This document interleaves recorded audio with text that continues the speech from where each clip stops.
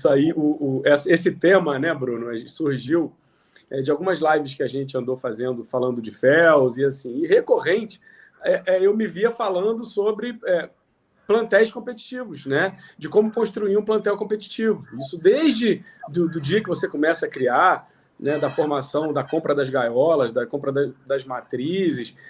A formação do plantel competitivo não é só você chegar já, a gente já pensa logo naquele plantel montado, pronto, né? E ganhando o campeonato, né?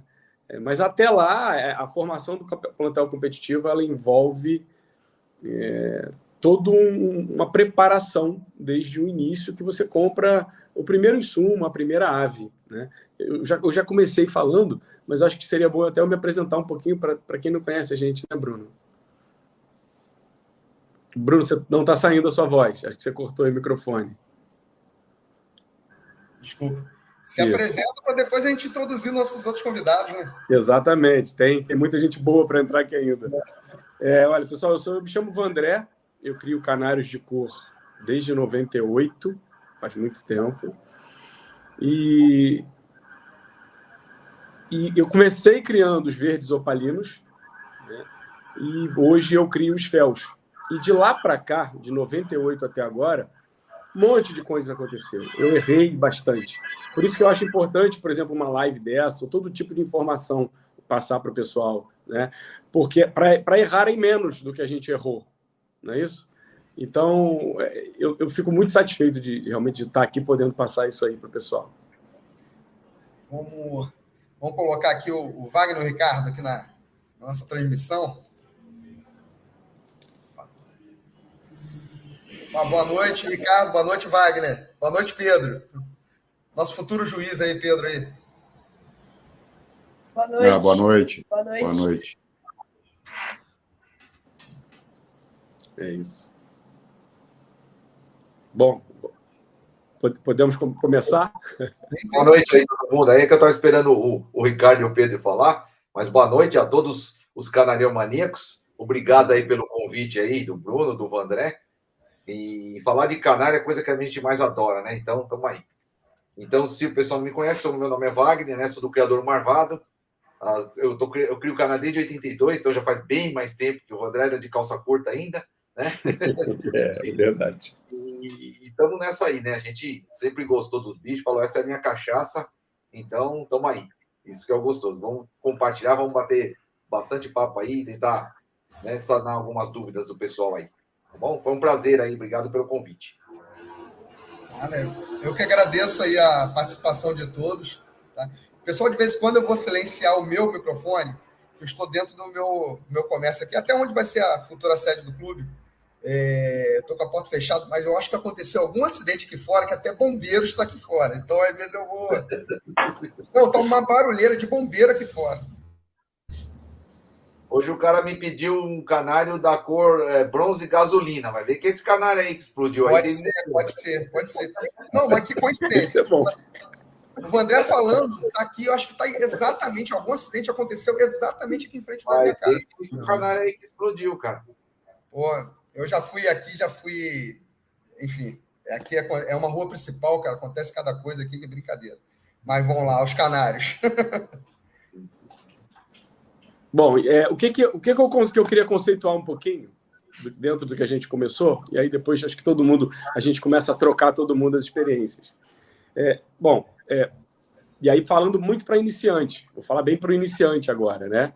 Eu acho que assim, a formação do plantel competitivo começa primeiro na compra das gaiolas, né? Eu acho que assim, você tem que saber que assim, as gaiolas precisam ser de arame, né? Não cabe gaiola de madeira. As gaiolas de madeira numa criação de alto desempenho, elas podem trazer um piolinho aqui, elas podem trazer, o que eu digo é o seguinte, elas podem ter um lugarzinho onde eles ficam confortáveis para fazer os seus ninhos, né? Isso vai ficar muito mais difícil do que nas gaiolas de arame, né? Importante, muito importante para quem está começando, o ambiente. Às vezes você compra um canarinho e, de repente, ele embola. O canarinho embolou do nada. Poxa, mas você já viu o ambiente? Normalmente, quando a gente compra um canarinho, o primeiro canarinho, a gente bota onde? A gente bota na área de serviço. O que tem muito na área de serviço? Vento, né? Vento. Não suporta. O canário de cor não suporta vento. um boiler a gás, isso não vai suportar, né? Às vezes você compra um canário cheio de saúde e aí você não entende, nossa, o criador me vendeu um canário doente, não, mas às vezes você botou ele na sala ali que tem o gás, mas não vaza gás, não, a gente pensa que não vaza, mas vaza, né? Então, assim, a gente precisa escolher muito bem o ambiente, né? O ambiente para reprodução precisa ter o máximo de iluminação possível, de preferência natural. Se não tiver natural, pode ser artificial, né? Mas necessariamente é importante que tenha iluminação, né? Ela promove o interesse dos casais em fazer a cópula, em acasalamento, né? Eu botei aqui iluminação que seja automatizada, enfim. E aí eu botei uma coisa que eu acho que é importante aqui. É provável que você não saiba, mas o criador legal, que somos nós, né, tem papel fundamental na conservação das espécies ameaçadas. Às vezes a gente vê, né, na rua as pessoas, ai, que pecado o seu passarinho preso na gaiola. E aí esse cara não sabe que o que você está fazendo é exatamente... É uma forma de preservação, né? Todas as vezes que eu posto alguma coisa nas redes sociais, eu coloco lá, #preservação, e dentro disso, né, criação em ambiente doméstico, criar é cultural, porque né? Então, assim, o nosso papel na conservação, enquanto a gente incentiva o Pedro, uma criança, a criar, já que criar é cultural, tanto o cachorrinho quanto o gatinho, quando a gente incentiva as crianças a criarem, a gente está incentivando, né, a canaricultura, por exemplo, está desincentivando o cara a aprender uma ave da fauna brasileira, né? Só que a gente nem sempre tem a oportunidade de falar isso para todo mundo. Então, assim, é importante, numa formação do plantel competitivo, todo o ele é muito importante. Citando mais um exemplo meu, eu já tive 80% do meu plantel eliminado por doenças trazidas ou por mosquito ou por aves que eu não sabia a procedência e colocava sem fazer quarentena, né? Então, às vezes, a gente vai nos grandes criadores, a gente vê tanto cuidado, né? Desde um pé dilúvio, que assim, sinceramente eu não tenho um pé dilúvio no meu canaril, mas quem tem eu acho bacana, porque eu percebo o seguinte, esse cara tem muito cuidado com os canários dele, né? E aí, bom, a partir daí eu acho que você precisa conversar com criadores experientes mesmo, para entender todos os cuidados e pegar os exemplos dos criadores de sucesso, né? Para entender todos os cuidados que você precisa ter, porque assim, é um investimento grande, né? Normalmente a gente faz um grande investimento para aquisição das matrizes. E você não pode, por um vacilo, né, perder aquelas matrizes ou colocar a sua criação vulnerável a isso. Eu queria passar um pouquinho, para passar o sentimento sobre o que é um plantel competitivo aí para o Wagner, para o Ricardo, para colaborar com a gente começar essa resenha aí. Deixa eu falar um pouquinho, né? O Wagner já se apresentou, o Wagner não precisa se apresentar, o Brasil inteiro conhece o criador Marvado, né? Não tem quem não conheça, os bichos dele são referência no Brasil há muitos anos. O Ricardo é um grande amigo que eu conheci há mais ou menos 2 anos, né? O Ricardo e o Pedro, que tem um Pedro que é um menino prodígio, que vai ser nosso juiz aí, se Deus quiser, né? Eles são de Muriaé, em Minas, e uma promessa, porque assim, no dia que eu cheguei na casa do Ricardo, eu nunca tinha pisado lá, já vi um plantel ali de vermelhos, cobres e companhia, que me deixou encantado. Então vamos falar um pouquinho aí, Ricardo, Wagner, a palavra está com vocês. A gente agradece, né, o convite, né, de estar participando da live, né, a primeira live da gente, né, então a gente já é mineiro aqui do interior, já é meio quieto mesmo, né, mas de falar pouco e então, assim, obrigado pela apresentação aí, a gente está aqui na luta, né, para estar sempre melhorando, estar sempre buscando conhecimento, mas o Pedro. Sim. O Pedro é meu maior incentivador, porque ele tem assim, um dom muito grande para poder estar separando meus canários aqui, e assim, o André já mencionou isso, né, e o Pedro ajuda bastante, mas muito mesmo no criatório. Então, ele tem esse dom e a gente está aproveitando esse dom que ele tem para estar evoluindo ano após ano na canaricultura, né? E agradecer aí pelo convite, né? Uma alegria, uma satisfação muito grande a gente estar participando com vocês aí pela primeira vez. Muito bom. O Wagner, vamos falar um pouquinho. Essa semana eu trouxe um casal de canários para o Ricardo, que ele me pediu, eu fui o portador de trazer esse casal. Eu me lembro, foi um vermelho mosaico macho, linha fêmea, Sim. E foi uma canária lutina marfim, mosaico fêmea. Rubina. Lutina marfim. Rubina. Hein? O macho é vermelho, você trouxe uma rubina, então, para ele. É isso? Desculpa, uma rubina. Desculpa, falhou aqui. Uma fêmea rubina, marfim, mosaico. Certo. Eu estou pensando lá na frente, aí eu atropelei aqui o lipocromo. E aí ele comentou, Vandré, eu tenho canárias melhores do que essa aqui no meu plantel, mas não é isso que eu olho quando chega um canário aqui, e não é nem isso que eu olho quando eu compro.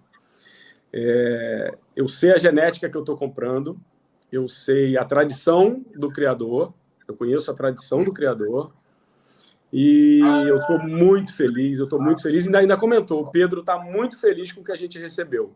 Não foi isso, Ricardo? Eu estou falando para o Wagner para ele comentar exatamente a importância de você não só valorizar o que você está vendo no fenótipo, mas você entender de que genética vem aquele... Eu queria falar... Então, mas vou continuar falando, então? Vocês estão me ouvindo? Eu dei o exemplo do Ricardo. Então, não, exatamente. Mas antes disso, eu ia falar primeiro o seguinte, que a gente tem que tirar mostrar, né, que a gente não é traficante, nós somos criadores. Então, isso, né, de prender um canarinho na gaiola, todo mundo acha que a gente é traficante. Nós não somos traficante. Eu não sei se eu bati a mão e trocou aí sumiu tudo. Mas eles estão me ouvindo. Beleza. Pronto, valeu. Obrigado. Agora sim. Entendeu? Então, que a gente não é traficante, né? A gente tem que tirar esse vínculo que está, justamente que o pessoal acha isso. Não, a gente não é traficante, a gente não vai caçar passarinho. Nós estamos preservando, que é uma ave que é doméstica, que é criada em cativeiro. Né? E que a gaiola, o canário na gaiola, não difere em nada de um peixinho no aquário, não difere nada de um poodle num apartamento, entendeu? São as coisas iguais, né? Fala assim, o canário tem que ser vida livre. Fala assim, o passarinho você pode vida livre. Então solta o seu poodle na floresta, né? Porque o cachorro também tem que ter vida livre, ver se ele vai viver lá. Não vai, né? Então é isso que a gente tem que tirar esses mistérios. E a segunda coisa é o seguinte, como você falou, questão do investimento, eu digo assim, a gente é profissional na compra dos canários, mas é amador no manejo. Entendeu? Esse é o problema. Perfeito. A gente é amador nisso, tá? Então, por isso, como você falou, tem que ter o lugar ideal, né? Tratamento, né? O manejo, né? O ambiente, a limpeza, tudo é um conjunto para você manter o plantel. Então, fala, a maior parte, a gente mesmo, às vezes a gente faz umas coisas, né? A gente investe tanto, né? É profissional nas cores, mas é totalmente amador, né? No manejo, não cuida direito, não faz um negócio, então, claro que vai desanimar mesmo e não vai para frente. Agora, voltando, como você falou da genética, é assim, eu digo o seguinte, o criador que não olha um outro canário, certo? É difícil não ter um crescimento, eu vejo assim, porque a gente nunca está completo, nunca você está completo no teu plantel, sempre tem. Teve um ano que eu tinha 5 ágatas pastéis vermelho mosaico. Falei, eu comprei mais um. O cara falou, mas por que você comprou mais um? Você tem 5. Porque esse daqui tem características que os outros 5 não têm. E o ano passado, o canário meu foi terceiro campeão. Adivinha filho de quem? Do canário que eu comprei. Do novato. Porque aí eu acertei alguma coisa. Então, canário é um conjunto. Fala assim, é tipo um quebra-cabeça. Você tem que montar. Você tem que fazer a melhor... Vamos para a linha escura. Melhor melanina, melhor formato, melhor categoria, melhor variedade, né? Melhor plumagem. Então, tudo é um conjunto. Então, você vai buscando, você vai montando um canário, né? Esse é uma lei da compensação, né? Eu pego esse bicho aqui, esse com formato maior, vou botar com esse um pouco menor, mais cor. Então, isso. Que eu acho que é o fascinante da canaricultura, né? É justamente isso. Então, você vê, a canária que você trouxe para ele tem uma genética, talvez tenha uma característica que às vezes a dele não tem. Às vezes a dele é melhor no geral, mas essa canária pode transmitir um filhote muito melhor do que o que ele tem. Porque se ela já vem de uma genética, de um plantel já trabalhado, né? Então fica fácil você tirar. É como eu falei, hoje é muito mais fácil, estava até comentando com o André hoje, é muito mais fácil hoje você começar a criar canário hoje, porque você já pega canários de linhagens consolidadas. E quando eu comecei, não tinha ninguém te ensinava, os caras não sabiam, te olhava tudo de cima, eu pensava que os caras sabiam demais, mas ninguém sabia nada, depois você foi aprendendo, entendeu? Hoje você tem informação e você tem linhagens consolidadas. Você vê, o próprio Vandré, você pega um fel do Vandré, desde quando que ele foi? Tem mais de 10, 15 anos que ele trabalha com fel. Né? Você pega um Verde Onix meu, que seria, né, que foi o meu carro-chefe primeiro, os Verde Onix, eu crio desde 2000, então são 23 anos de linhagem. Exatamente. Então, assim, sabe? Então, a diferença que eu falo assim, no caso de mim, para quem compra, é o seguinte: é só a quantidade. Né? Teoricamente, eu tenho mais casais da cor, teoricamente, eu vou tirar mais filhotes melhores. Mas nada impede de você tirar um filhote e ganhar de mim. Entendeu? Então, isso assim. Até tem uma história que é legal, a gente, de um amigo nosso, eu vendi um azul para ele, né? Um casal de azul. Ele tirou azul e falou: vai tirar um azul bonito, cara. Bonito. Foi bom, que legal. Falei, também tiramos legais, né? Aí, beleza. Aí o azul dele foi um brasileiro. Eu fiquei primeiro, segundo, ele ficou em terceiro. Já no azul. Aí eu falei, pô, legal, parabéns. Aí ele chegou para mim, brincando, e falou assim: pô, legal, fiquei em terceiro. Agora eu preciso que você me arrume alguma coisa para me melhorar um pouquinho. Eu falei, não, cara, você chegou no seu limite. Então você chegou no seu limite, terceiro, brincando, você chegou no seu limite. Mas assim, é legal isso, né? Você vê, só uma brincadeira. Eu falei, eu mando 2, você já tá terceiro, você não pode chegar mais para cima, que é meu. Mas é só brincando assim, mas é legal isso, né? É legal que você vê que é uma linhagem, ele pegou, você já tirou um canário, vários criadores também, eu já vendi canário que eu já perdi de individual meu, um casal que eu vendi para o cara e tirou um bicho que tá lá genética, né? Exatamente. Então, hoje está muito mais fácil você fazer.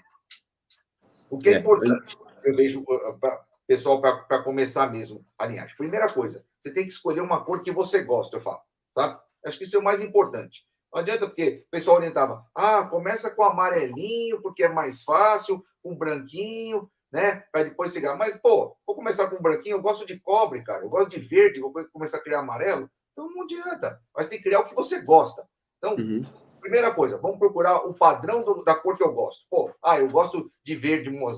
Beleza. Então, qual é o padrão do verde? O que eu preciso para precisa ter um verde bom? E aí, dentro daquele padrão, eu vou procurar criadores experientes, vou procurar os canários dentro daquelas condições, justamente para montar o meu plantel de verde. Entendeu? Acho que é aí que começa a preparação com o tema de hoje, já começa principalmente no acasalamento. Já começa no acasalamento, a preparação. Você já tem que fazer o casal justamente sabendo o que você vai obter. Entendeu? Saber, pô, aqui acho que vai dar um bicho que eu estou querendo que vai chegar lá. Entendeu? Isso que é o gostoso. E eu acho que isso daí, principalmente, é o que mais fascina na agricultura para mim. Eu acho que a agricultura é fascinante esse trabalho, né? Essa alquimia de a gente poder mexer com esse, vai dar isso, vai dar aquilo, vai dar aquilo. Então, isso daí é muito legal, né?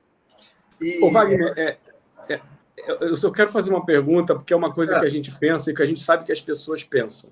Depois eu quero falar eu quero voltar no Ricardo para ele dizer para a gente por que ele falou aquilo para mim da canarinha dele. Eu sei por quê, mas eu quero que ele fale para todo mundo, dos canarinhos. Legal. Mas eu quero fazer uma pergunta para você, Wagner, dentro disso que você estava falando, o seguinte: na hora da pessoa formar o plantel, o cara já tem alguma experiência, ele já tem os cuidados necessários, ele já é um cara que o manejo ele sabe fazer. Né? Tá. E aí, mas só que tem a pessoa que é um pouco mais paciente e tem o cara que é um pouco mais imediatista com relação a resultados. A gente sabe, né, que tem gente que é um pouco mais imediatista. Normalmente, quando eu converso com alguém sobre plantéis, sobre resultados, eu sempre falo que tem que ser pelo menos um projeto de 5 anos. né? Mas a gente sabe que existem mutações, por exemplo, que você, fazendo uma boa compra, reproduzindo bem, fazendo certos acasalamentos, com acompanhamento de alguém que tecnicamente que tenha conhecimento técnico, e você também buscando conhecimento técnico, a gente sabe que tem algumas mutações que são menos concorridas, que o cara pode chegar um pouco mais rápido a um bom resultado no clube ou no Campeonato Brasileiro. Não é? E como é que é esse comportamento? Isso que você que comercializa tanto mutações clássicas quanto mutações mais novas, menos concorridas. Como é que esse cara que é mais imediatista ele pode chegar mais rápido ao resultado? E o cara que é um pouco mais paciente, que quer criar, por exemplo, uma cor clássica, um vermelho, um verde, um azul clássico, um canela clássico. Eu quero entender uma analogia assim, como é que é o comportamento desses dois indivíduos, né? Então, é assim, o problema é que a gente tem que ter uma mentalidade, e é o seguinte, que todo mundo tem aquele seu plantel, e ele fala assim, vou comprar esse macho que vai melhorar o meu plantel, certo? Eu vou melhorar com as minhas fêmeas esse macho, certo? Uhum. Só que ninguém tem o pensamento que, tudo bem, eu estou melhorando as minhas fêmeas com esse canário, só que eu estou estragando o canário com essas minhas fêmeas. Ninguém pensa o outro lado, entendeu? Eu estou estragando o canário. Eu estou melhorando as fêmeas, mas estou estragando o canário. Então, o que é o certo? Eu vou comprar um casal melhor, tá? Que já tem uma genética legal, e vou aproveitar esse macho com as minhas fêmeas. Fazer uma outra família. Perfeito. Então, isso que eu acho que é o pensamento que você tem que começar para fazer uma linhagem, tá? Porque aí, senão você vai... se você melhorar as suas fêmeas, você vai ser um cara que não é como você falou, não é um imediatista. É um cara que vai demorar mais tempo para poder chegar, porque até ele melhorar, depois voltar ao sangue do pai, ele vai demorar. Então, o certo é você pegar ou um terno, ou pegar um casal, se possível, bom, tá? Que já tem uma linhagem consolidada de alguém, da cor que você gosta. E fazer aquela família, né? Uma nova família. E depois você faz a outra, vai passando o macho com as suas fêmeas, vai melhorando, e aí selecionando aquelas melhores e voltando para essa família melhor, né? Então, assim, com exceção, vejo da linha clara, que a linha clara é mais competitiva e também tem um pouco de manejo, né? De você saber a limpeza do bicho, né? É diferente de uma linha escura, né? Então, esse cara vai criar um branco, você tem que ter um cuidado maior. O cara cria branco, limpa a gaiola 2 vezes por dia, limpa a gaiola toda semana, dá banho, né? Uma parada que você tem que deixar o bicho branco. E o vermelho mosaico, os amarelos, toda a linha clara, você não tem que deixar o bicho encardir. Então, já tem um manejo disso. Com exceção disso, a linha escura, eu acho que todos os canários, hoje está fácil de você pegar uma linha até competitiva. Claro que as mutações, tem algumas mutações mais raras, que é mais fácil, você já tem bicho melhor, você emplaca mais fácil. Só que também aqueles dois lados. Quanto mais competitivo, mais gente querendo. Quanto menos competitivo, menos pessoas querendo também. Então, também tem aquele custo, tá? De você fazer isso daí. Mas eu acho que é legal. Mas tem o cara que só quer ser campeão, ele não quer nem saber se vai ter gente querendo, ele quer o nome lá aparecendo. Então, tudo bem, é isso que eu estou falando. São posições, tem pessoas que o objetivo é série. Né? Cada um tem o seu objetivo. Tem pessoas que o objetivo é série. Tem pessoas que o objetivo é só criar. Fala, eu gosto de criar, cara. Eu não quero saber se vai ser bom, eu quero só criar. Ele gosta de criar. Tem cara que gosta de concorrer, gosta de competir. Então, tem que ver qual é o objetivo. O meu objetivo é série, beleza. Não, meu objetivo é só ter um canário campeão, beleza. Então, você tem que saber o teu objetivo para formar justamente o teu plantel naquilo que você quer fazer. Né? Se você quer brigar na série, tem que fazer uma quantidade de casais maiores, né? Dependendo da cor, que tem cores que você tem subproduto, né? No caso dos fel, se você usa portador, no caso dos verde pastel, se você usa canela pastel, que é para fazer verde, que é totalmente diferente do canela pastel que a gente julga, né? Não sei se a maior parte dos caras não sabe, são pássaros desenhados, né? São limpos, isso para obter verde pastel. Então, você vai tirar uma parte de subproduto. Então, você já tem que fazer casais maior, uma quantidade maior de casais justamente por causa disso, para tirar o subproduto. Então, aí já é um objetivo. Agora, se quer fazer só o canário campeão, aí você pode fazer menos casais, para tentar fazer um canário campeão, né? Então, vai do objetivo da pessoa. E acho que, eu falei, esse ano, como não teve o campeonato, então, e tem muito canário disponível, né? Todo mundo ficou com muito canário. Então, justamente com muito canário, é claro, tem canários com preços mais acessíveis. Então, você consegue... A hora de comprar é agora. Então, a hora de comprar agora, de você abrir uma cor nova, às vezes você tem, entendeu? Você fazer, entendeu? Eu, por exemplo, agora, achei 2 cobre topázio top, já comprei. Eu nem tenho cobre topázio, mas vou fazer, entendeu? Porque achei as canárias interessantes. Então, já vou abrir ali. Eu usava topázio. Então, eu gosto de mexer. Falei, opa, a canária tem genética, uma canária bonita, 2 canárias bonitas. Eu falei, então... Então, eu falo assim, é uma oportunidade de alguém fazer, porque tem muitos canários bons. Né? Você tem um exemplo do meu... Eu tinha uns canelas cobaltos lindos, amarelos. Entendeu? E não é uma cor que ninguém quer, mas os caras são lindos. Eu falei quarteto. Né? Tem pessoal que vem aqui fazendo... É uma chance de pessoal que quer ter uma relação competitiva, entendeu? Com poucas pessoas concorrendo para classificar. Lógico. Então, é um exemplo de cor, mas tem várias cores aí que tem muitas...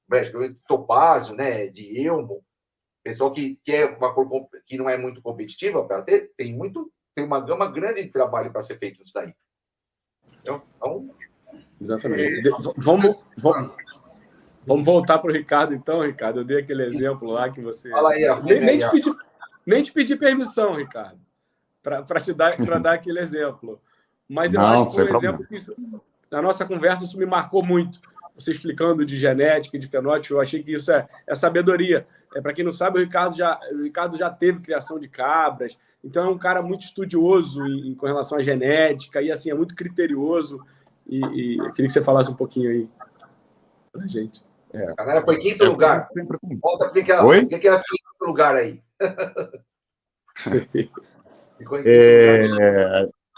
Eu, mas o André, a gente está sempre conversando, a gente praticamente conversa todo dia, né, Vandré? Isso, e assim, eu tenho aqui uma visão de criação, né, vindo das cabras, enfim, né, a gente conseguiu um sucesso muito grande com a caprinocultura leiteira, e quando a gente iniciou nos canários, foi menos difícil, né, apesar de ser espécies diferentes, mas a parte genética ela serve para todos os seres, né? Então, o que a gente observou, né? A gente fazer a linhagem, né, da gente, e a parte genética, ela é muito, mas muito importante, né? Porque tem muitos criadores que olham somente para o fenótipo, né? Então, ele quer um canário campeão, ele quer um indivíduo, ele quer comprar o nosso melhor canário, quer comprar a nossa melhor fêmea, né? E não se liga, né, que você pegando uma genética consolidada, trabalhada, você consegue chegar, né, com uma solidez muito grande e uma homogeneização de plantel bem considerável, né? Então, o nosso trabalho aqui sempre foi adquirir aves de criatórios sérios, adquirir aves de trabalhos de muitos e muitos anos, para a gente poder estar consolidando o nosso plantel. E, a partir disso, os campeões começam a aparecer, né? Mas, atrás desses campeões, tem uma genética, e a genética, às vezes, a gente naquela... Né, quando você esteve aqui, a gente foi separando aquelas fêmeas cobre, mosaico, e eu fui olhando a genealogia de cada uma para poder, André, essa daqui é ruim de melanina, não tem um desenho muito bom, tem um pouquinho mais de fel, mas ela vem de uma família que é muito sólida dentro do meu plantel, e eu vou utilizar essa fêmea porque eu sei que ela vai me dar um produto de muita qualidade, né, para poder estar participando do concurso ano passado. Então, às vezes, chega alguns amigos aqui e olha para a gaiola e fala, pô, mas você tinha fêmeas melhores para poder estar acasalando e está acasalando com essa aí que talvez seja uma das fêmeas piores do seu plantel? Sim, pior, né, no fenótipo, mas no genótipo é uma fêmea que vai contribuir para o meu plantel, assim, muito, mas muito mesmo. Então, essa parte de genética, né, às vezes quem vai comprar uma ave com a gente, às vezes fica com o pé atrás, fala, pô, mas eu quero uma ave com a carga melânica maior, dizendo assim, dos cobres, né, da linha escura, né, ou então eu quero uma fêmea de vermelho, nevado com névoas curtas, enfim, né, ou uma fêmea vermelho intensa com bastante lipocromo, mas às vezes aquela fêmea que saiu de um vermelho intenso com muito lipocromo, ela não vai estar transmitindo o que uma outra, talvez, que não tenha a mesma qualidade de lipocromo dela, possa transmitir devido à genética. Então, esse acompanhamento genético a gente faz aqui criteriosamente para poder estar sempre acasalando as melhores aves que a gente tem, né? Mesmo que o fenótipo não apresente isso, mas no genótipo a gente tem isso tudo muito rastreado aqui, né? Exatamente, muito bom. Acho que isso a gente é o que a gente costuma conversar. Exatamente isso aí, ó. Você vê. Eu estava até comentando isso hoje, até com um rapaz lá. Tudo vale, tudo é uma questão de observação, né? Em todas as vezes. Eu fui em muita exposição de cães, né? Meu primo criava husky siberiano e eu ia muitas exposições com ele. E a mesma coisa a observação. Eu cheguei a julgar lá e acertar o julgamento que ia dar. Porque a mesma observação que eu tenho para o canário, você tem, como ele tem pelas cabras, a mesma observação que ele tem, a genética, é tudo útil, né? É tudo útil. Essa observação, isso é importante em qualquer coisa, qualquer atividade que você vai fazer de criação, você tem esse olho de genética, entendeu? Então é bom isso. E como ele falou também, você vê, essa fêmea dele, que é a mais marrom que ninguém quer, é a canária que vai criar melhor, certeza, porque ela tem um pouco mais de fel, ela vai botar mais, ela vai criar mais, entendeu? Tem isso também. Né? O pessoal não conta esse lado, porque o que acontece? Todo mundo quer uma fêmea igual um macho. Se a fêmea é igual um macho, o que ela vai ter? Hormônio masculino. Então, é claro que ela vai botar menos, ela vai criar menos, entendeu? Então, é lógico. Então, você precisa de uma fêmea, uma genética top, que tem um pouquinho mais de fel, mas você sabe os pais dela. Né? Você sabe que ela vai transmitir. Então, os machos que ela vai dar, vai transmitir canários. Né? Então, acho que tudo vale da observação. Vou contar uma historinha assim. No começo, eu peguei uma vez uma canária, a canela amarela mosaica. Até peguei do Severino canário. Fui lá, ele fazia uma exposição de venda, peguei a canária, estava lá para venda, né? Aí eu falei, poxa, canária bonita, ele estava terminando a muda. Falei, pô, você vai vender essa canária? Ah, vou vender. Eu olhei as dentro do plantel, falei, poxa, mas a cara tá boa, né, meu? Eu falei, você tem certeza que você vai vender essa canária? Não, dá para vender. Eu falei, tá bom, eu vou ficar com ela. Eu falei, tá bom, ela vai para o concurso, depois você pega. Eu falei, tá bom. Aí chegou no campeonato, pelo ABCO, chegou no campeonato, a canária foi campeã. Aí o Hélio me falou, Vani, parabéns pela sua canela amarela mosaica. Eu falei, não tenho canela amarela mosaica, não criei. Nem você não pegou uma do Severino? Ele falou, eu comprei do Severino, nem lembrava. Eu falei, tem razão, a canária foi campeã. Aí eu falei, Severino, aí eu paguei a canária e falei, é minha. Correndo. Não vai. Daí ele falou, não, vai, tô brincando, beleza. Aí paguei a canária, beleza. A canária foi campeã brasileira. Aí eu peguei a canária e joguei e coloquei ela com azul opalino. O canário era horrível, cara. Horrível, horrível. Todo mundo olhava e falava assim, pelo amor de Deus, cara, você vai fazer isso daí? O Okida, o japonês, me xingou pra caramba. Falou, pô, você quer fazer isso daí? Tirei um verde mosaico.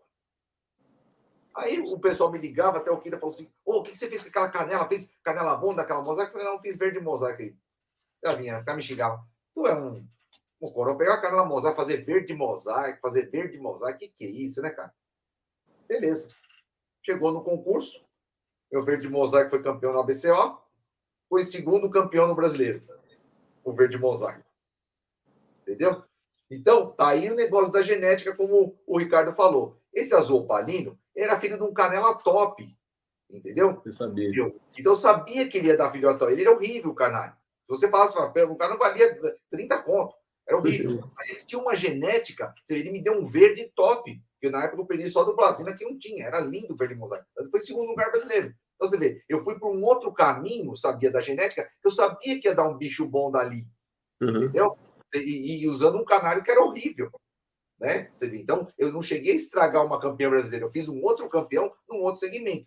Quando o pessoal estava brincando com os canela top, eu já vinha num outro segmento do verde. Então, isso eu lembrei por causa da importância, como o Ricardo falou, da genética que ele tem lá do bicho, de você ter, de saber. Tanto que eu tenho aqui, o André já veio aqui, já vi, eu mostro toda a minha filiação dos bichos, eu gosto de olhar, eu gosto de mostrar a filiação, eu gosto de mostrar o pai e a mãe, o que eu fiz, entendeu? Eu gosto, eu não escondo nada, não tem comigo. E eu gosto disso. Claro que a gente, quando vou fazer os casais, né, eu olho principalmente o fenótipo, tudo, né, primeiro, né? E depois, é claro, você vai ver o genótipo, vai ver como é que tá. Ô, Wagner, é verdade, hein, Wagner? Quando a gente vai na sua casa, a gente olha mais o livro do que os canários. Exatamente. A minha genética, eu não tinha pensado nisso. Sim, pode ver. Eu mostro, não tenho problema nenhum, saca? De mostrar. Eu acho que é legal para mostrar o trabalho que vem fazendo, não tem por que esconder. Porque mesmo, eu penso assim, se eu estou liberando um canário para você, certo? Teoricamente, é inferior ao que eu fiquei, né? E você tirou um bicho melhor que o meu, eu tenho que bater palma para você. Você trabalhou melhor que eu. Entendeu? Não tenho que ficar, pô, o cara ganhou de mim, não vou arrumar mais nada. Não, não é isso. Eu acho que tem que bater palma para a pessoa. Ela trabalhou melhor que você. Agora você tem que virar e trabalhar melhor, né? Eu acho que isso que é o legal da canaricultura, é isso aí, cara. É você mostrar a genética e tentar sempre se aprimorando, né? Vendo o que os outros estão fazendo. Os outros estão melhorando? Também estou melhorando. Estou melhorando.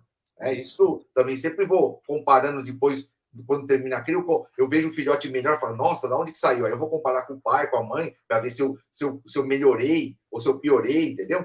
Então, isso que é importante. Quando a gente fala de plantel competitivo, eu me lembro que em 2018 eu fui na Europa e me chamou muito a atenção a questão da plumagem dos canários. A gente é acostumado, né, a ver os nossos canários aqui no Brasil. Quando eu digo me chamou a atenção a questão da plumagem, a questão do cuidado e da atenção que eles dão para a plumagem dos canários. Impressionante, isso me chamou muita atenção, né? Particularmente nos féus, por exemplo, que são os canários que eu crio, me chamou a atenção o desenho, sabe? Um desenho bem escamadinho, dentro do padrão, dentro do manual. E aí aquilo tudo ficou na minha memória, né? E aí eu vou chegar, vocês vão entender por que eu estou fazendo esse preâmbulo aí dos bichos que eu vi na Europa. E aí eu comecei a prestar atenção no seguinte: tem algumas cores aqui no Brasil que já estão até mais evoluídas, né, do que na Europa, segundo comentários de muita gente que a gente conversa. Por exemplo, os vermelhos intensos, eu ouço comentários que estão mais evoluídos no Brasil, né, do que lá. Mas, enfim, via de regra, boa parte dos canários da Europa, até porque eles já criam, eles já têm o costume, né, a cultura da criação de muitos anos antes do Brasil, né? Essa criação chegou um pouco depois aqui. Então, como é seleção, eles já vêm fazendo a seleção há mais tempo, né? Reparei, por exemplo, nos canários da linha escura, canários com mais as partes córneas, pés, bicos, mais pretos do que os daqui, né? Eles se preocupam mais com isso, né?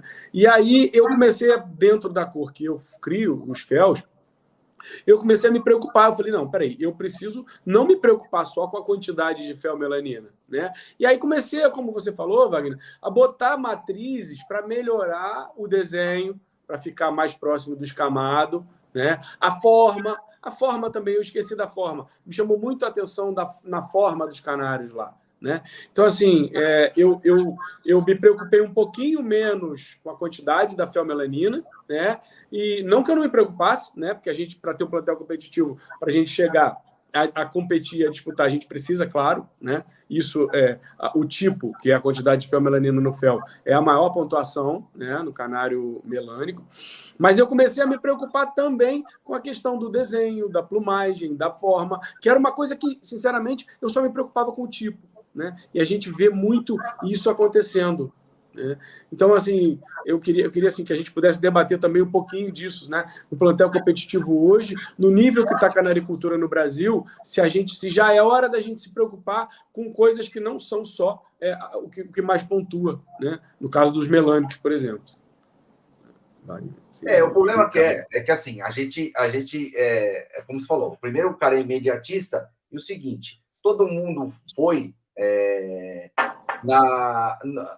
começa no que vale mais, né? Então, pô, melanina é o que tem mais pontuação, certo? Então, o que o pessoal faz? Vamos selecionar melanina. Então, todo mundo ficou apegado àquela melanina, certo? Só aquela melanina. Então, isso. Aí o pessoal esqueceu de plumagem, esqueceu de partes córneas, você falou que é importantíssimo, a gente não seleciona isso, entendeu? Muito não seleciona categoria, porque o cara queria bicho, o cara queria, não seleciona formato, você pega muitos canários pequenininhos na mesa, entendeu? Então, isso foi o maior problema, né? Então, o pessoal vai isso. Agora, hoje, você vai ver que já chegou num limite de melanina, né? E agora a gente justamente vai ver o conjunto. Agora vai começar. O diferencial, eu acho que o futuro dos canários é justamente isso, né? No caso dos negros, é principalmente o desenho. Porque chegou a fazer só o canário tapadão, aqueles tapadão. Agora não. Não pede desenho. Você tem que ter uma interestria. Então vai ter que aparecer o desenho. O canário que não aparecer o desenho não vai classificar. Tá certo? Né? E aí, partes córneas, formata, e tudo vem aquele conjunto. Né? Quem tiver o conjunto vai ser o diferencial, justamente. Né? No caso dos fel, vai ser o desenho. Todo mundo se preocupou. Carga de fel. Só que esquece, o bicho tem tanta carga que não tem uma gotícula lá, não tem um desenho. Né? Entendeu? Aí deixa eu dizer um tema agora. Toda live é bom que seja polêmica, né? Polêmica é bom que traz audiência. Vou dizer, então vou falar um tema polêmico agora. E a perna de óculos no vermelho mosaico e no amarelo mosaico? Então, o problema é o seguinte, eu acho que Quero ouvir de você isso aí, Ricardo. É difícil, eu falo assim, é difícil uma seleção do bicho. O pessoal está fazendo, mas eu sei que é complicado, porque a partir do momento, eu vejo assim, a partir do momento que você tem um canário muito intenso de máscara, é difícil o canário muito intenso ficar com a máscara certinha. Ele vai ter infusão, não tem jeito. Os canários que têm pouca infusão, normalmente eles são levados. É difícil ver um canário intenso sem infusão, assim, sem ser trabalhado, eu acho, entendeu? É muito difícil. Claro, tem pessoas aí que têm essa genética, tá trabalhando. Mas é muito mais difícil você não ter nada de infusão sendo um canário com a máscara muito intensa. Entendeu? Pelo menos eu não vi nenhum. Né? Ricardo é criador de vermelhos mosaicos. Acho importante, Ricardo. Eu estou fazendo também, já tem 2 anos que eu estou trabalhando os vermelhos mosaicos. Wagner também. Os verdade. Estou trabalhando as 4 cores de macho, né? Eu vi lá. Vermelho mosaico, né? Rubino mosaico, e vermelho marfim mosaico e rubino marfim mosaico. Né? Exatamente. E eu estou trabalhando isso daí. Mas, assim, primeiro, eu quero acertar a máscara, né? O vermelho brilhante e o branco, né? E o branco, né? O branco brilhante.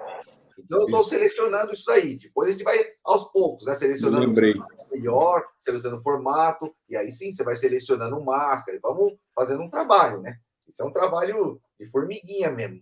Exatamente. Ainda mais nessa cor, que é uma das mais disputadas do Brasil, né? Sim, exatamente. Ou do mundo, não sei. Mas, Ricardo, o que você vem fazendo aí, né? Enfim, como é que você está construindo aí diante das exigências técnicas e, enfim, da cor vermelho mosaico mesmo, né? Na linha macho? Pois é, André. O vermelho mosaico, eu sempre costumo dizer que é o verdadeiro, o Wagner mencionou muito bem aí, o verdadeiro trabalho formiguinha, né? É o verdadeiro estica e puxa, né? Você estica para um lado, puxa para o outro, você consegue botar lipocromo, a brancura vai sumindo, você consegue botar brancura, o lipocromo vai embora, e chegar nesse meio termo aí é muito complicado, né? É um trabalho muito árduo, né? Eu venho trabalhando aí os vermelhos mosaicos faz 4, 5 anos, e é a dificuldade, eu acho que é uma das cores mais difíceis de se criar para se chegar a um trabalho muito próximo do manual, né? Então, a gente aqui trabalha com 3, 4, 5 linhagens para poder pega os acasalamentos para poder estar fazendo os bichinhos branquinhos, né? É o que o Wagner falou, a cabeça diminui, né? A máscara tem um contorno melhor, né? Aí você coloca os bichos com muita cabeça, aí e muito lipocromo. aí tem a perna de óculos, enfim, é muito complicado. O vermelho mosaico é uma das cores mais complicadas, né? Eu venho estudando a cor, eu venho trocando ideia com criadores também que já estão trabalhando há muitos anos nessa cor, e a grande dificuldade é essa, né?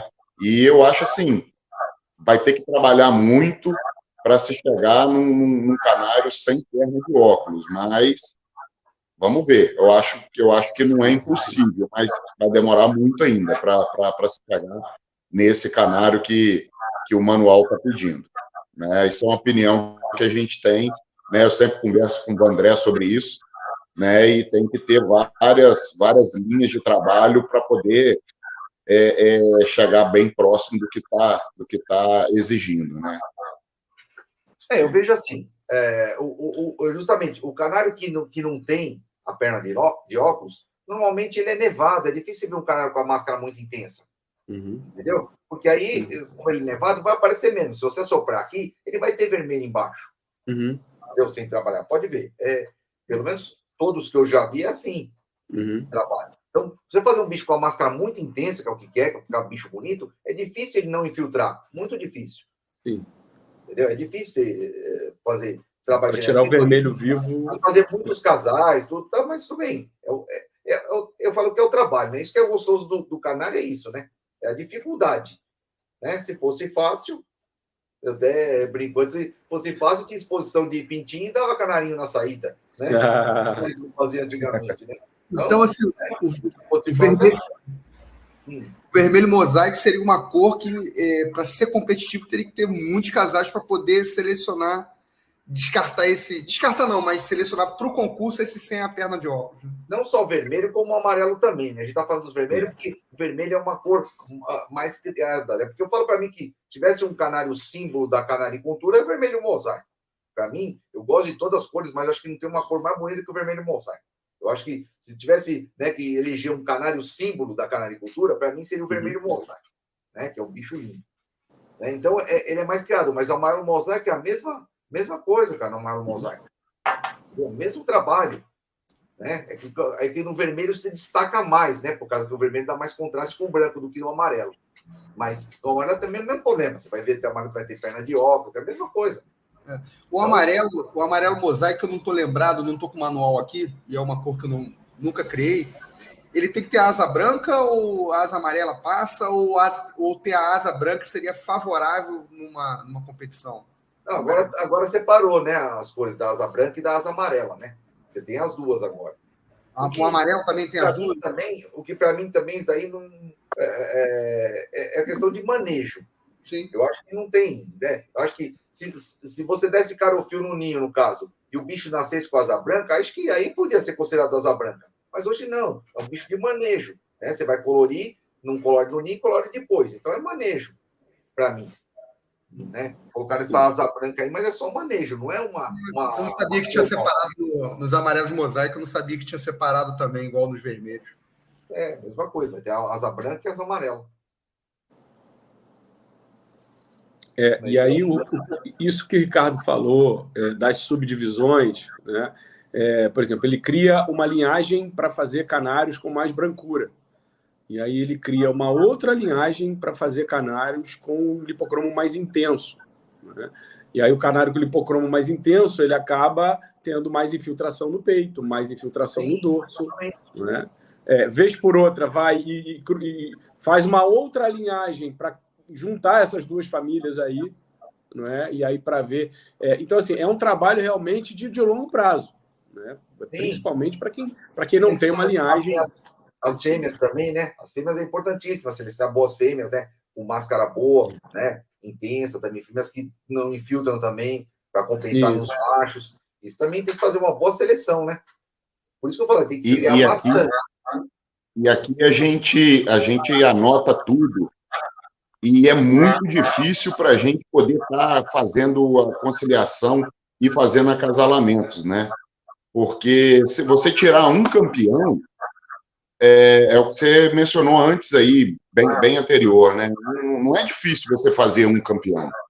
O difícil é você ter uma homogeneidade de plantel né? E saber o acasalamento a ser feito e saber aquilo que você está fazendo, né? E para isso a gente anota tudo, a gente leva tudo anotado mesmo, para poder ter esse controle, e é muito difícil, né? Não é fácil, né?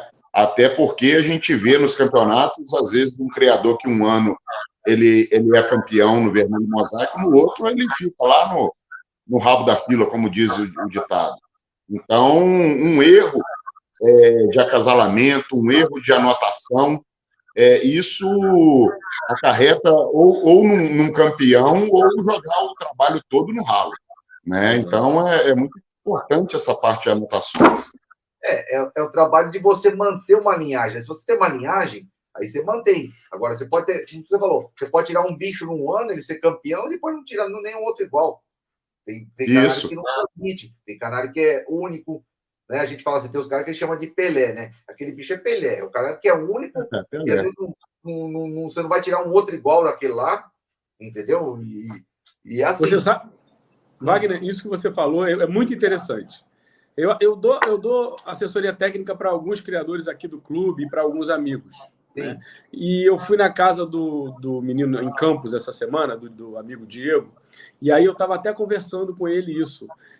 Uma semana antes eu tinha ido num outro criador aqui em Macaé, né? Nós fizemos a seleção dos canários dele, ele está começou há pouco tempo, e a gente adquiriu um canário de um grande criador, né? Para colocar no plantel dele. Tá? Um excelente canário. Né? Na verdade, não foi um canário, foi um canário e algumas fêmeas. Aí, na hora de separar os filhotes, né, o plantel, na hora de separar o plantel novo, a gente tirou o canário, que era um excelente canário, impressionante. Ele falou, André, eu quero fazer só 5 machos, eu não quero fazer mais do que isso. E ele criou muito bem, sabe? De um terno ali, ele criou 36 canários, se eu não me engano. Eu quero fazer 5 machos. Gente, e aí a gente pegou o canário, que era o top, o canarão dele, não ficou entre os 5 primeiros, sabe? E aí eu falei, nossa, assim, eu pensei, né? É isso que a gente quer, né? A gente ter acertado no acasalamento ao ponto da gente não precisar daquele canário com aquela genética que a gente conhece, né? Claro que a gente não descartou o canário pela genética, né? Ao ponto que, nesse outro criador que eu fui, a gente já vem fazendo o trabalho há um tempo, e aí a gente já é o 3º ano e a gente fica ainda dependente do canário de 3 anos atrás. Tá certo? Quer dizer, essa lógica, quer dizer, esse acerto do sangue que a gente tem que fazer. Né? E isso aí, queria que a Wagner até comentasse um pouco sobre isso. É a linhagem, né? Você tem que fazer a linhagem. Exato. A partir do momento que você tem uma linhagem, às vezes você pega um canário, é a mesma coisa, você acha que o canário top é lindo, agora quando você chega perto, né, você pode, do lado dos seus, o canário fica para trás, né? Exatamente. Entendeu? O canário fica para trás, você fala, poxa, tá vendo, tem um bicho melhor que esse. Aí isso acontece com muitas pessoas, você confunde. Tem uma história antiga, uma vez, tinha um criador da UCRB, ele criava ágata pastel. Na época, você tem uma ideia, não tinha muito lutino, ele tinha uns ágata hino, e ele concorria como lutino, o canário. Ele ganhava como lutino, porque o bicho era todo claro, você só via aquele escuro quando você soprava a subplumagem. E o João Paulo, primeiro, foi na casa dele primeiro, e trouxe um canário, mas o canário era uma pindorga, meu. Nossa, a gente detonou ele. Falou, João, mas, pô, ele falou, não, mas esse canário é grande, lá é grande. Aí chegamos, nós fomos na casa dele depois. Eu, né, na época criava o irmão dele e a cunhada dele. E aí fomos lá, pô, aí chegamos lá, ele tinha feito uma promoção. Falou, não, vai ser tudo assim, ó, tudo barato, né? Tipo, como se fosse o cara falou assim, ó, pode escolher, tudo R$50, assim. Pô, então nós começamos, R$50 barato, começamos a comprar. Tinha uns bichos grandão, lindos, sabe? Fui pegando. Uhum. Quando nós chegamos lá na casa do João, os grandão era tudo pequeno. Entendeu? Ele falou, tá vendo? Não falei para vocês? É que na casa do cara, como o plantel dele era pequeno, entendeu? Qualquer canarinho pequeno parecia enorme. Exatamente. Você achava que era grande o canário, e o canário não era. Entendeu? Então tudo vai do plantel da pessoa, né? Mas o legal é isso daí, você vê. Você já fez uma linhagem. Eu também já comprei vários canários que eu cheguei aqui e depois nem usei. Uhum. Acontece mesmo. Você Isso. fala na casa da pessoa, você fala, poxa, esse cara é bonito, tem qualidade. Mas na hora que você chega e compara, fala, putz, meu, tem o melhor, né? Tem o bicho bem melhor. Né? Então, é isso aí, cara. Acontece muito. E assim, eu acho que quando a gente fala de plantel competitivo, né, que é o tema da nossa live hoje, precisa de estratégia, né? A gente precisa definir estratégia, né? Por exemplo, agora eu estou na formação do meu plantel lá, desenhando quem vai com quem, né? Mas antes de desenhar quem vai com quem, eu preciso definir onde eu quero chegar, né? Qual é o meu objetivo no final da temporada, né? Quais são as cores que eu quero me destacar? Ou eu quero ser campeão de série, ou eu quero ter os melhores canários naquela cor. Eu acho que primeiro precisa definir onde você quer chegar, né?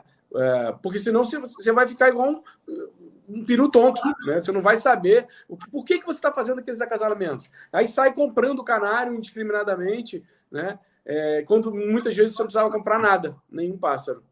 Né? Então, assim, e outra coisa que eu falei, mas eu falei rápido, eu entendo que para ter um plantel competitivo precisa ter um planejamento de longo prazo. Eu acho que longo prazo a gente fala de 5 anos. Não dá para pensar que só em resultados imediatos, né? Acho que tem que ter resultado imediato, claro, porque todo mundo precisa daquela adrenalina no final, no campeonato, né?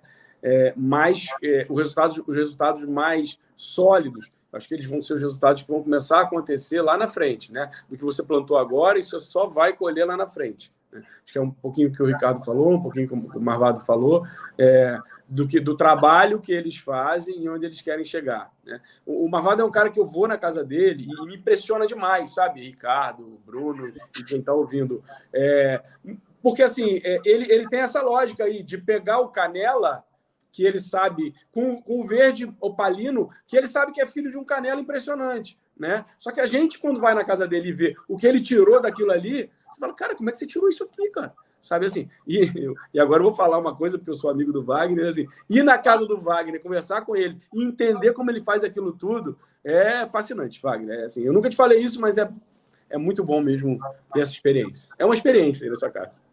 É gostoso isso, né? Porque tem o João Paulo, que é meu amigo, né, de 40 anos, né? Eu comecei em 82, eu comecei, eu tinha 6 anos, sempre gostei de passarinho, né? Com meu pai, né? Eu ganhei meu canarinho com 6 anos da minha tia, só que eu gostava de exótico, comecei criando diamante gold, eu adorava os exóticos, né? Então fiz um plantel de exótico, bavete, degolado, eu adorava os bichos. E só que aí depois meu pai faleceu, né? Em 81. Aí eu fui para a escola, estava com meus exóticos, aí eu conheci o João Paulo. E ele já criava canário. Aí falou, pô, vamos na minha casa, né? Falei, pô, ninguém. Eu vi ele conversando de passarinho com o cara, falei, poxa, conversando de passarinho, né? Ninguém conversa, né? Moleque, ninguém gosta de passarinho. Ele falou, não, tem um canário e tal. Aí começou a bater papo e falou, vamos almoçar na minha casa, isso estava de manhã, vamos almoçar na minha casa, aí você vai ver meus canários. Aí comecei. Aí o que eu fiz? Aí acabei que eu não estava dando legal os exóticos, acabei com os exóticos e comecei com os canários. Comecei com 3 casalzinhos no primeiro ano, aí foi 3, 6, né? 10, 100, e hoje tenho mais 300. Então, a gente olhava muito. Então, era legal, assim, de tanto olhar canário, eu fui aprendendo junto. Né? A gente foi aprendendo, justamente como tinha a cunhada dele que criava, que gostava, e o irmão dele. Então, ele levava a gente nos criadores, a gente aprendendo. E eu fui aprendendo cor assim, porque cada um montava uma cor. Né? Porque você bate o olho, por exemplo, todo criador, você bate o olho, você vê uma cor primeiro. Né? Tem pessoa que vê, ou vê mosaico primeiro, ou vê a mutação primeiro, ou vê a categoria. Né? Você bate o olho, você tem alguma coisa primeiro. Então, a gente montava um canário. Por exemplo, eu olhava e falava assim, olha, esse bicho aí é opalino. Eu falava assim, é marfim. Ah, e é verde. Entendeu? Então, cada um falava uma cor, a gente ia montando o canário. Aí que a gente ia aprendendo. Então, foi aprendendo assim. E tanto a gente vê canário junto, eu e o João Paulo dialogar, ele já sabia o que eu estava pensando. Entendeu? Teve uma situação, o Carreiro, porque quando a gente montou os marvados, a gente era em 4 pessoas, né? Aí depois parou o Carreiro, aí parou o Hélio, depois parou o João Paulo, só ficou eu no marvado. E aí, teve um brasileiro, não sei se o Vandré participou, se ele viu, que foi não é no Center Norte, no... Florianópolis? Não, foi aqui em São Paulo, Era um pavilhão bem escuro, eu esqueci o nome, ali perto do Interlagos, perto da casa do Carreiro. E a gente foi lá, desencontramos, a gente ia fazer os casais no Carreiro, desencontramos. Aí eu falei, então vou lá para ver se eu acho o Carreiro. O João falou, eu vou continuar aqui e vou fazer os casais aqui. E depois você volta a achar o Carreiro. Beleza. Aí eu desencontrei, o Carreiro, voltei lá, o Carreiro já estava lá, beleza. Aí o João falou, vai, para adiantar, eu já fiz o casal aqui, peguei esse vermelho intenso, casalei com as 2 vermelhas nevadas aqui, na voadeira. Tinha 20. Eu falei assim, eu sei qual que você acasalou. Peguei uma, falei, essa daqui é uma. Ele falou, pô, acertou. Aí peguei a outra, falei, e essa é a outra. Ele falou assim, você acertou. O João falou, ele falou, uma eu sei que você achar, mas achar as 2, então você vê, o mesmo olho, é tanta gente de ver, eu sabia justamente o que ele estava fazendo.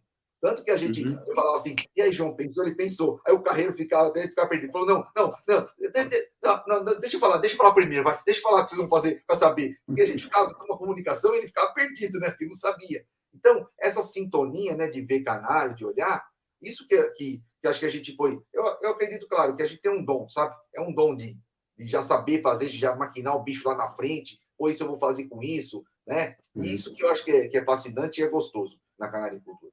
Sim. São 2 situações que eu adoro na canaricultura. Que é formar os casais. Isso eu adoro, cara. Nossa, eu falei assim, posso ficar o dia todo, às vezes até esqueço de almoçar. Eu adoro. É um desafio. Boto lá, fico lá fazendo os casais, isso eu adoro fazer os casais. E a outra coisa é separar os bichos para concurso. Isso também me fascina. Eu separo por cor, depois coloco lá fora, aí separo o bicho, olha esse bicho, aí eu vou ver de quem... Ou da onde que eu acertei a mão, vou ver quem que é a filiação. Aí vejo lá, acertei a mão desse bicho campeão, legal, entendeu? Deu isso. Então, isso são as 2 partes que eu mais adoro da carnicultura. A criação eu não gosto. Eu não gosto, porque eu fico ansioso. Eu quero que o bicho cresça rápido, que eu anime rápido, para não perder, que ele separa logo dos pais. Eu não gosto de ficar lá, ver aquele biquinho lá, entendeu? Eu fico ansioso. Eu não gosto da criação. Mas eu gosto dessa outra parte, de separar. Nossa, isso eu adoro, cara. É igual a mesma coisa que a gente teve treinamento em avicultura, né? Que a gente ia acabar muito canal em avicultura, que antes não tinha, assim, brasileiro, né? A gente era só exposições, a gente não ia visitar muito o criador em casa, era raramente se via antigamente. Então a gente tinha muita avicultura perdida, ficava acabando com o bicho, né? Olhava, pegava tanto branco excessivo que você pensava que era Isabel Opaldi, tanto sujeira que o bicho tinha, parecia Isabel Pastel, de tanto não era branco, entendeu? E era assim. Mas é gostoso mesmo. É gostoso você ver o bicho, né? Você tirar de fazer o trabalho. Você sabe que você falou isso aí. Eu considero que é pintar um quadro. Eu acho que o critério que você precisa usar, o nível de responsabilidade que eu acho que a palavra é essa, responsabilidade com os seus propósitos que a gente tem quando a gente começou a criar, né? E com os objetivos da gente.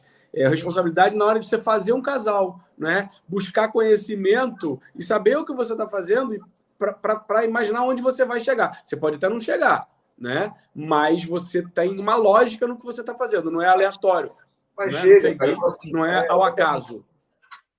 Mas chega, eu falo assim, ó, a gente tirou ele de pedra, que a gente começou moleque, a gente não tinha grana, a gente ia, eu e o João já rachamos o canário, dividimos, um dava metade, dava metade, deu certo, então já fizemos muita coisa. E quantas vezes, cara, na época a gente voltou de criadores que tinha, quando ia no Blasina, ia no Beraldi, né, ia no João Basile, eu voltava com vontade de soltar tudo que estava em casa. Eu falei, não, vou soltar tudo, cara, não dá, vou soltar tudo, que aquilo lá que a gente tem não serve para nada, cara. Quantas vezes a gente pensou nisso daí, entendeu? Mas você vê, e depois a gente chegou, fomos galgando aos poucos, né, com pouco investimento, tirava a gente a fazer a casalamento ali, melhorando aqui, melhorando, e a gente chegou, cara.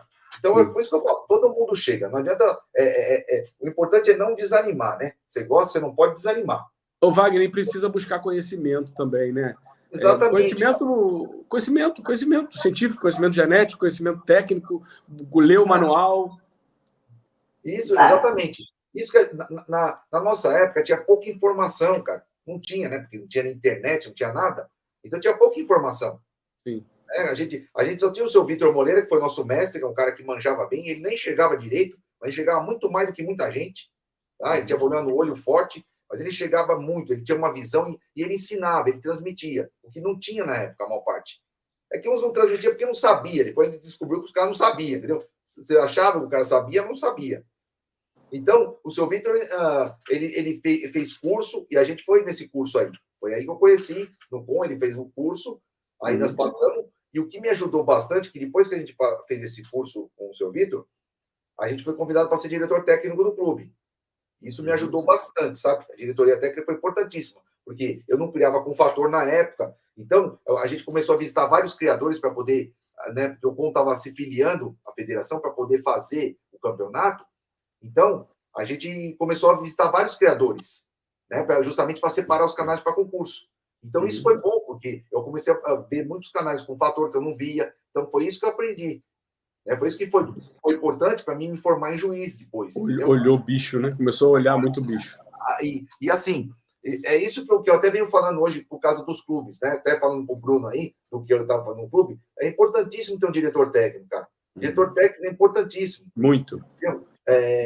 Eu falo assim, hoje o pessoal não tem, porque, ó, na época que a gente fazia diretoria, quando eu tinha exposição, a gente rebatia todos os canários, não entrava um canário de cor errada na mesa, entendeu? Porque a gente rebatia tudo antes, fazia tudo isso. E assim, como teve um tempo depois que, é claro, fica difícil o diretor técnico visitar vários criadores, né? Pela logística, é complicado. Mas o que você tem que fazer? Faz um plantão de sábado no clube, entendeu? Ó, plantão esse sábado aqui. Quem tiver dúvida, traz algum cara que tem dúvida, tá aqui, o diretor vai explicar.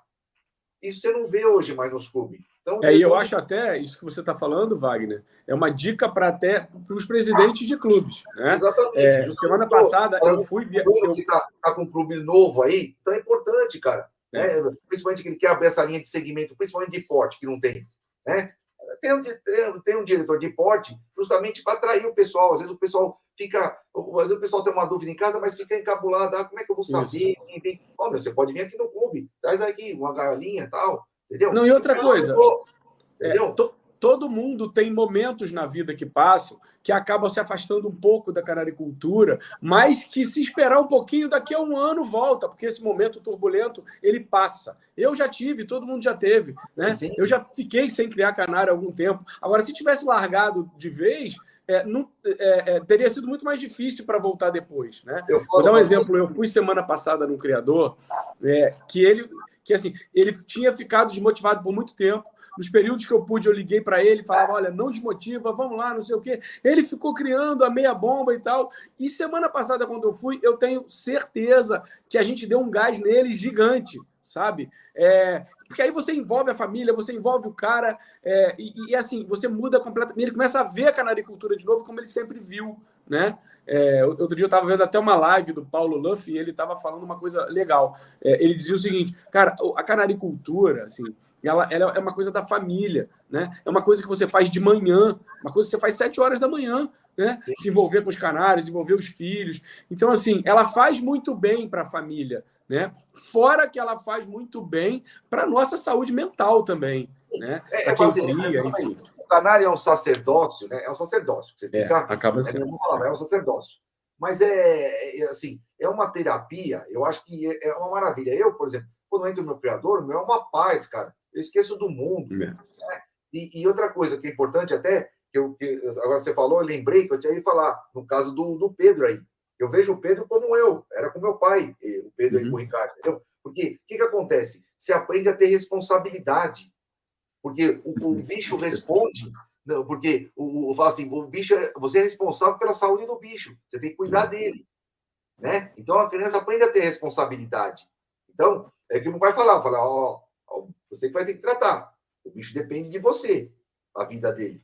Então, você acaba ensinando a pessoa, principalmente a responsabilidade, de saber que tem um ser que depende de você. Sim. Então, isso que eu acho que é uma coisa legal, entendeu? Quando você começa. Eu comecei assim, de moleque também, e sempre gostei de responsabilidade, eu gostava de fazer. E que eu falo também, os nossos melhores amigos, cara, eu acho que todo mundo, são criadores de canário. Entendeu? Tudo.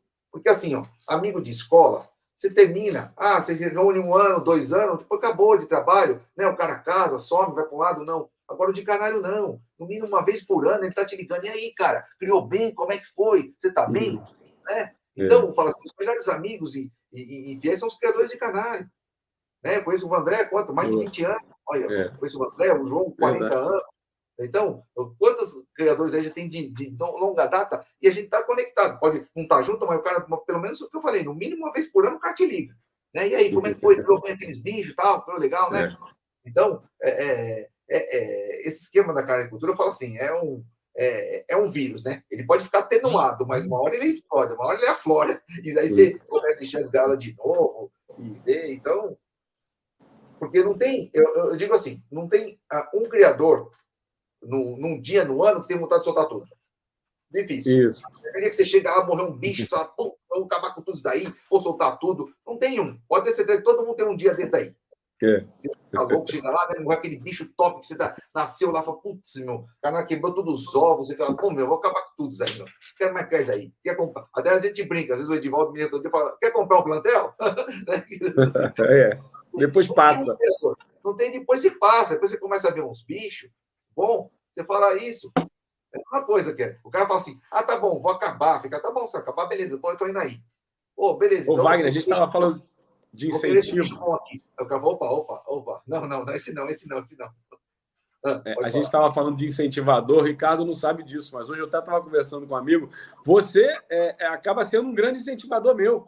Essa sua empolgação de sempre, sabe? De querer, enfim, acaba sendo Pedro ali julgando, avaliando, o Ricardo acaba sendo um grande incentivador meu. E aí eu tenho uma dúvida, né?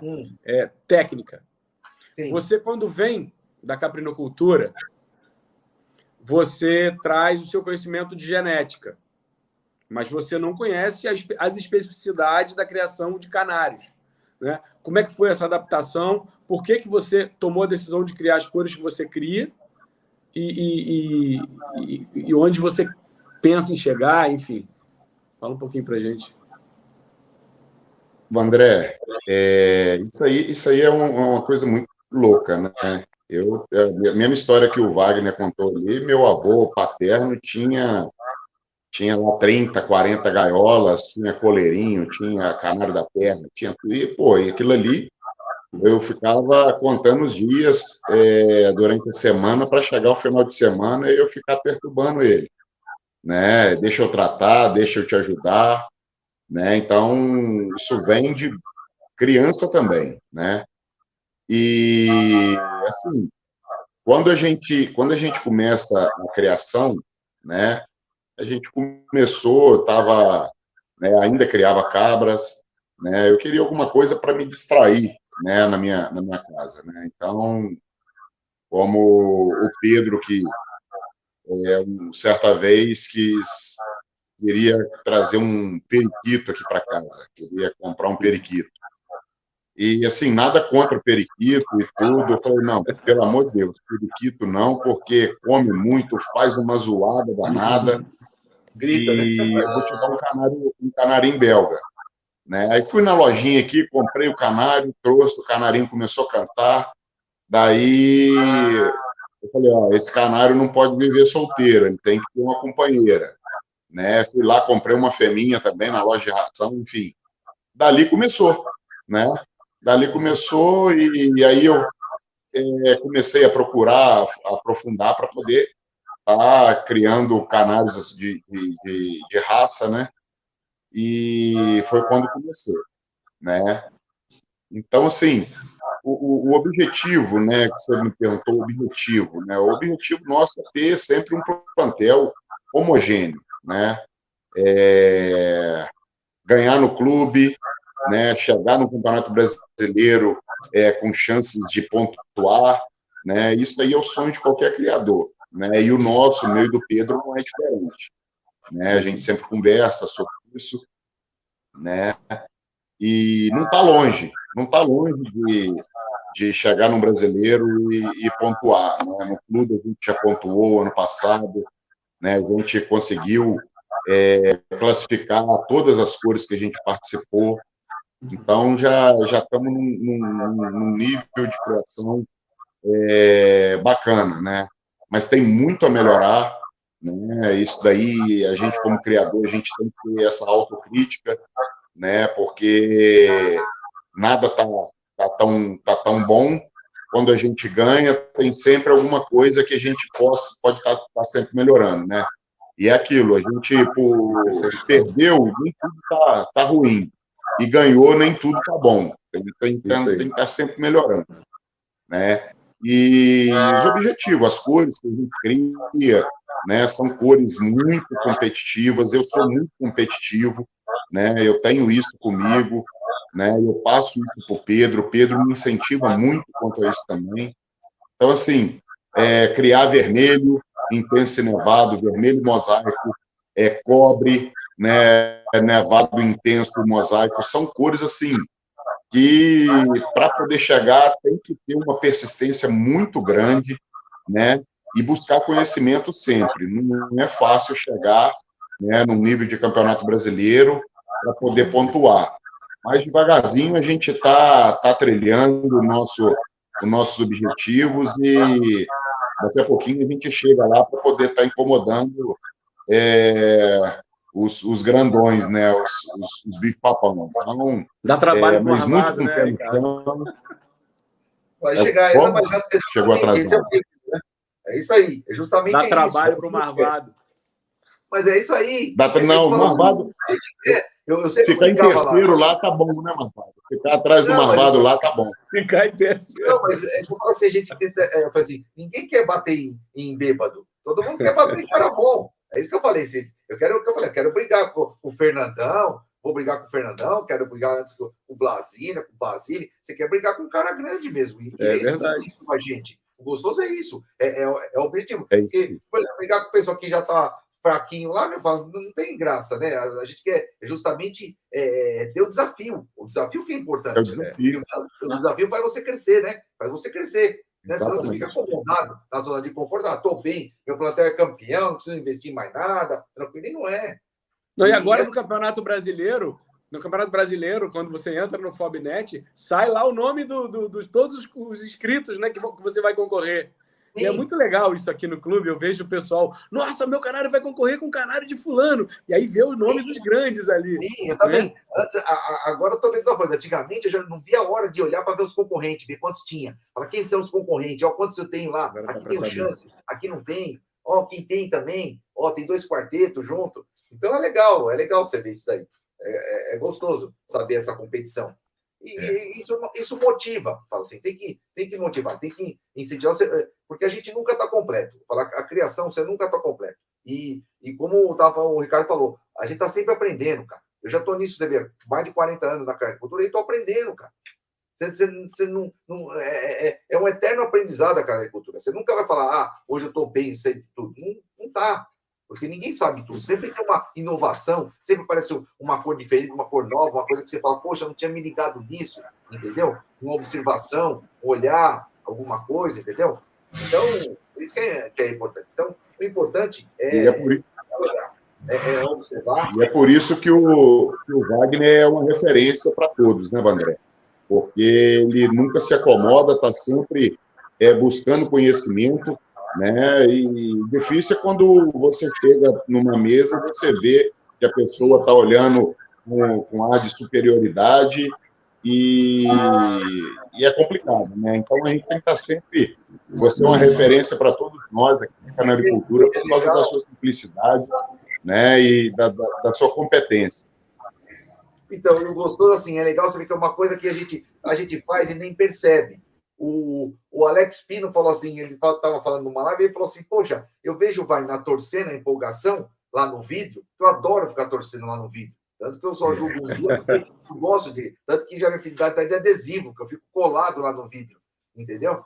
E eu gosto de torcer, eu gosto de ver. E aí o pessoal fala assim, poxa, o Wagner parece que nunca fez nenhum campeão, parece que é o primeiro campeão dele. Então, todo ano, eu fico lá entusiasmado como se fosse o meu primeiro campeão, entendeu? E eu já tive vários campeões, né, todo ano. Entendeu? Mas é empolgação porque a gente gosta daquilo. E é verdade, eu nunca me liguei nisso, porque é natural meu, entendeu? Eu adoro concorrer, entendeu? Eu adoro ver o pódio lá, falar, meu bicho tá lá, olha lá na mesa, lá, o emergente tá vindo lá, quinto, quarto, aquele emergente, e vai pra cabeça. Então, é gostoso isso, eu adoro, meu. Adoro ficar concorrendo. Aí, quando ganha, você fala, eu já sabia, esse aí era um terror. Não, mas sabe que às vezes você até perde canário lá dentro. Uma vez eu perdi meu canário. Acontece, eu tinha um cobre ônix que era monstro, né? Aí eu tava julgando. Aí tava jogando na outra ponta. Aí já fica, né, meu? Eu tô jogando aqui, eu falei, pô, cobre ônix lá, meu. Eu falei, ó, vou no banheiro, vou dar uma olhada. Aí fui lá no banheiro. Passei, olhei o bicho, vi um cara, um monstro primeiro. Falei, nossa, cara.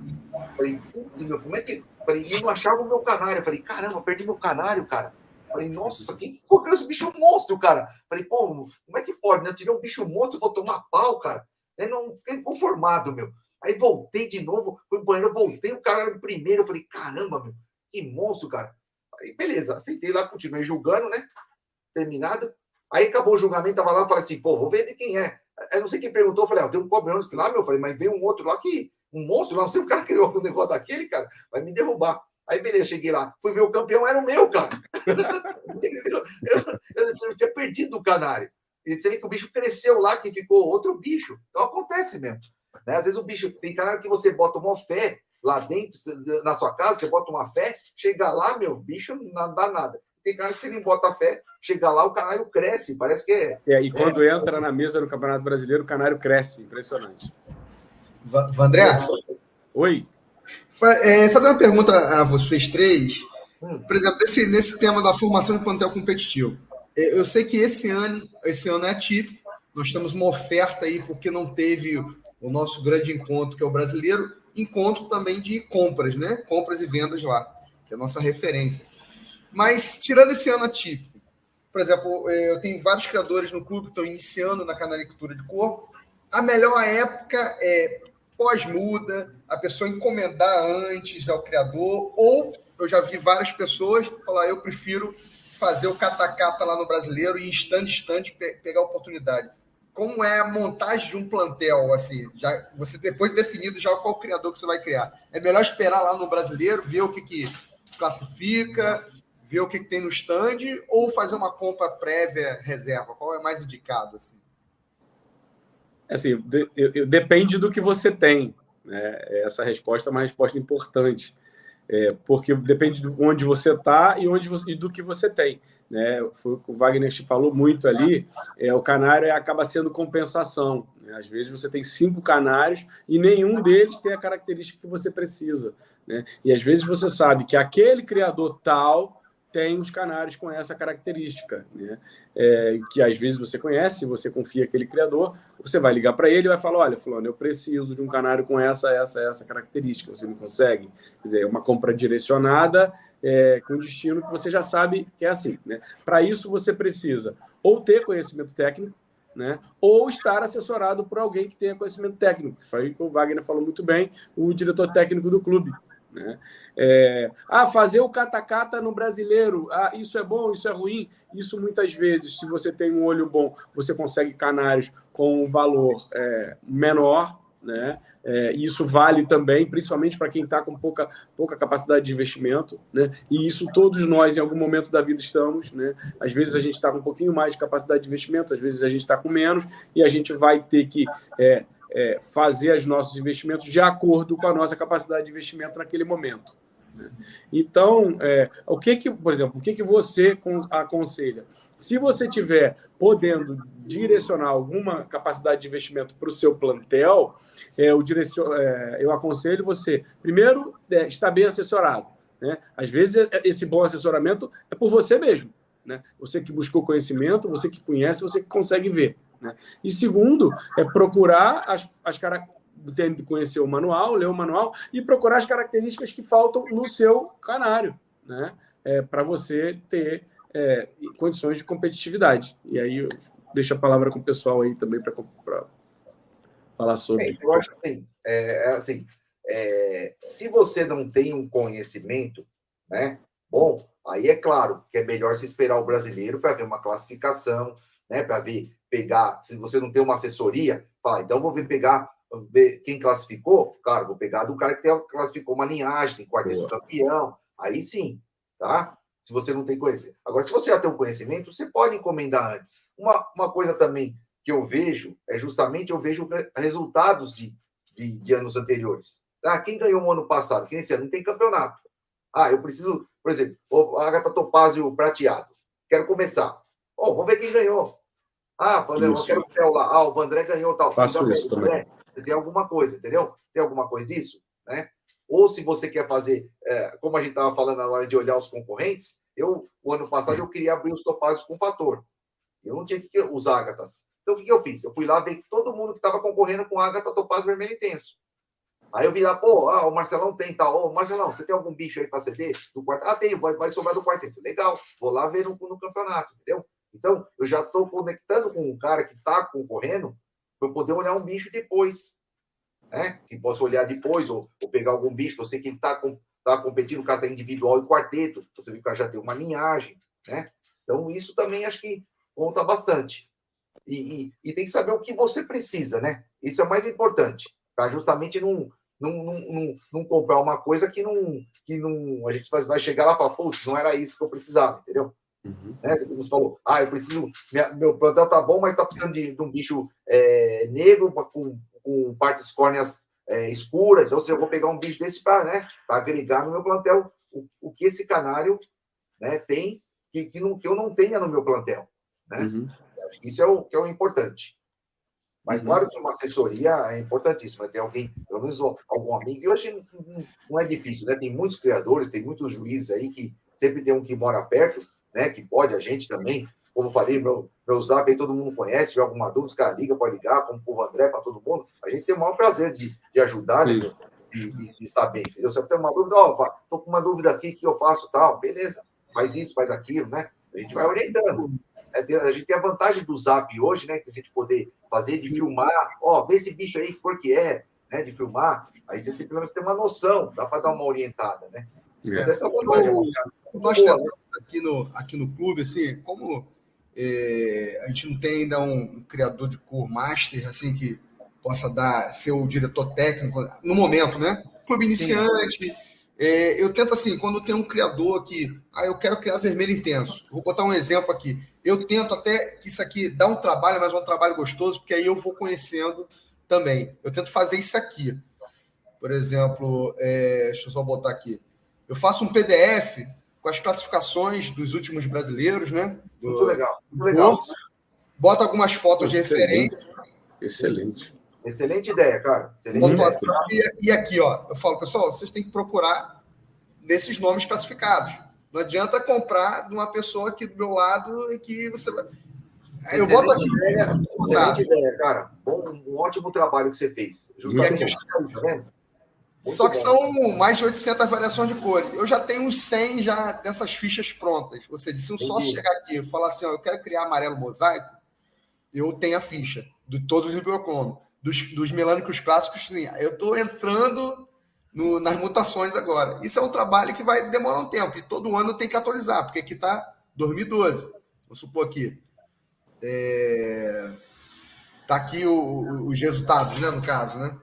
Tem que fazer de todas as coisas do brasileiro, todo brasileiro, né, meu? Fica puxado mesmo. Deixa eu só tirar aqui. Mas é muito legal. Eu estou fazendo um pouquinho. Eu não sou referência técnica, mas eu acho que que o pessoal brinca que eu tenho mania de planilha, mania de controle. Então, nessa parte eu posso ajudar. É administração, né, cara? Você está administrando um negócio, é isso aí. Como você administra uma criação, tem que ter uma administração de tudo, né, cara? Isso é importantíssimo. E só interromper, só dar um salve pro pessoal lá do grupo da Bill Supreme, lá pro Eduardo Manso aqui, que tá. Tem que mandar pro Manso, senão ele vai ficar uma figura, meu. Depois, seu Wagner, você vê lá no grupo que o Manso tá aprontando pro senhor aí. Me zoaram aí, né? Uma coisa só para fechar isso daí que foi comentado pelo André e o Wagner, o conhecimento técnico, né? Procurar um conhecimento técnico, né? Para uma assessoria técnica para poder estar adquirindo aves. E uma coisa muito importante que o criador, principalmente o iniciante, né? É o que o Wagner falou, escolha uma cor que te agrade, né? E procure referências. Não adianta ir em qualquer criador, porque a gente tem que ter um conhecimento de sanidade, tem que ter um conhecimento de genética, né? Então tem que procurar os melhores criadores, né? Eu faço isso até hoje, né? Para poder estar melhorando o meu plantel. Então eu busco isso, porque não adianta também o criador ser campeão e não ter uma sanidade no plantel, porque às vezes fica pegando uma ave de um, outra ave de outro, que está fazendo aquilo, você acaba não criando uma característica no seu plantel, você acaba se perdendo ali e não sabendo, né? Então, assim, a sanidade é muito importante. Então, vá no stand do Campeonato Brasileiro, é muito importante quem tem a condição de estar adquirindo só aves lá, né? Mas que procure os criadores, através dessa planilha que você fez, muito importante, mas que tenha um histórico, não só de campeões, e sim de sanidade do plantel, para poder também não estar trazendo um problema, uma ave doente, e infestando o seu criatório, né? E a gente já tem relatos aí de quase exterminar criatórios, enfim. Então, eu acho que a sanidade é muito importante para quem está começando, né? Porque acho que a parte principal aí da criação é a sanidade, a nutrição, enfim. É uma dica que eu sempre dou para quem vem aqui em casa também, né? E para quem está começando. Muito bom. Legal. Isso é importante mesmo, é importante. Importante saber, formar o plantel.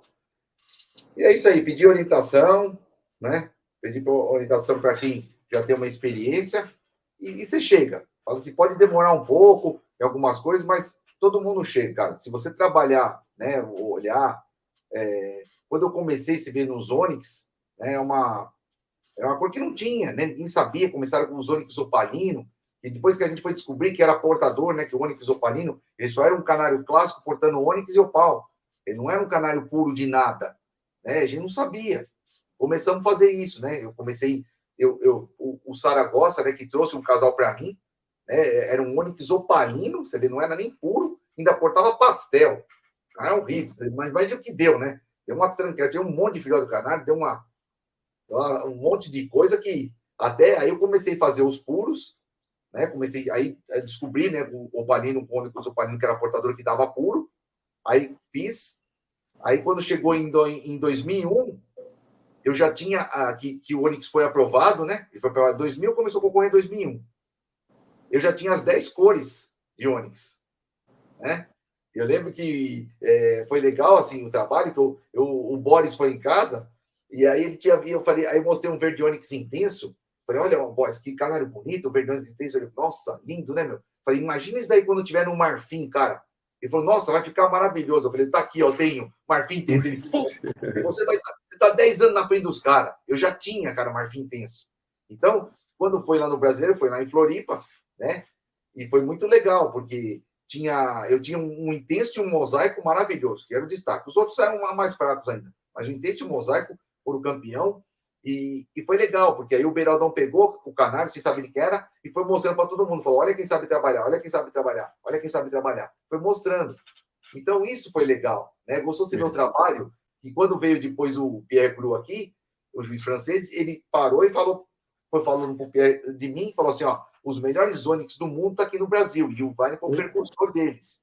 E era mesmo, assim, hoje o pessoal já tem, mas a gente já fez um trabalho, eu sei que lá fora, tanto que o Tarcísio, que começou com os cobotes, falou, eu fui lá fora mesmo, eu não vi nenhum Onix igual aos seus que tinha aqui, entendeu? Então foi legal isso, né? É uma emoção de você fazer um trabalho e você ver que o negócio ficou bom, né? Então isso daí não tem preço, né, cara? Marvado é história, né? Marvado é cultura também, da Canário Cultura. Nossa, foi muito. Eu lembro que os primeiros Onix que eu vi lá no Beraldão, falei, até o João Paulo falou, vai, né? Isso você tem que criar. Porque na realidade, dos marvados eu criava os oxidados. Eu sempre gostei dos manos. Né? Gostei dos pretos, igual dos manos. Então eu gostei dos oxidados. E o João criava os diluídos, né? Que usava, topázio, era o João Paulo que criava. Então, quando a gente viu aqueles Onix lá, o João falou, pô, vai, não, é isso que você tem que criar, cara. Esse é o bicho.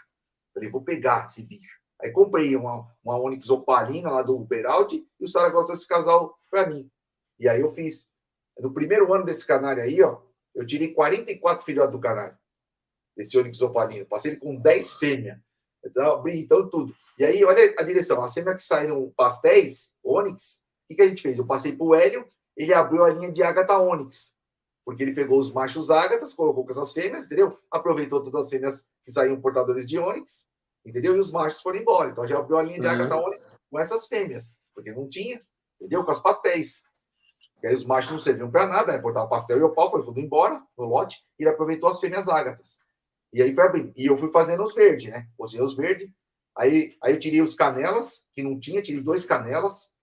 Até quando eu fui no Beraldi, ele ligou e falou: vai, você tirou canela ônix aí? Eu falei: tirei 2.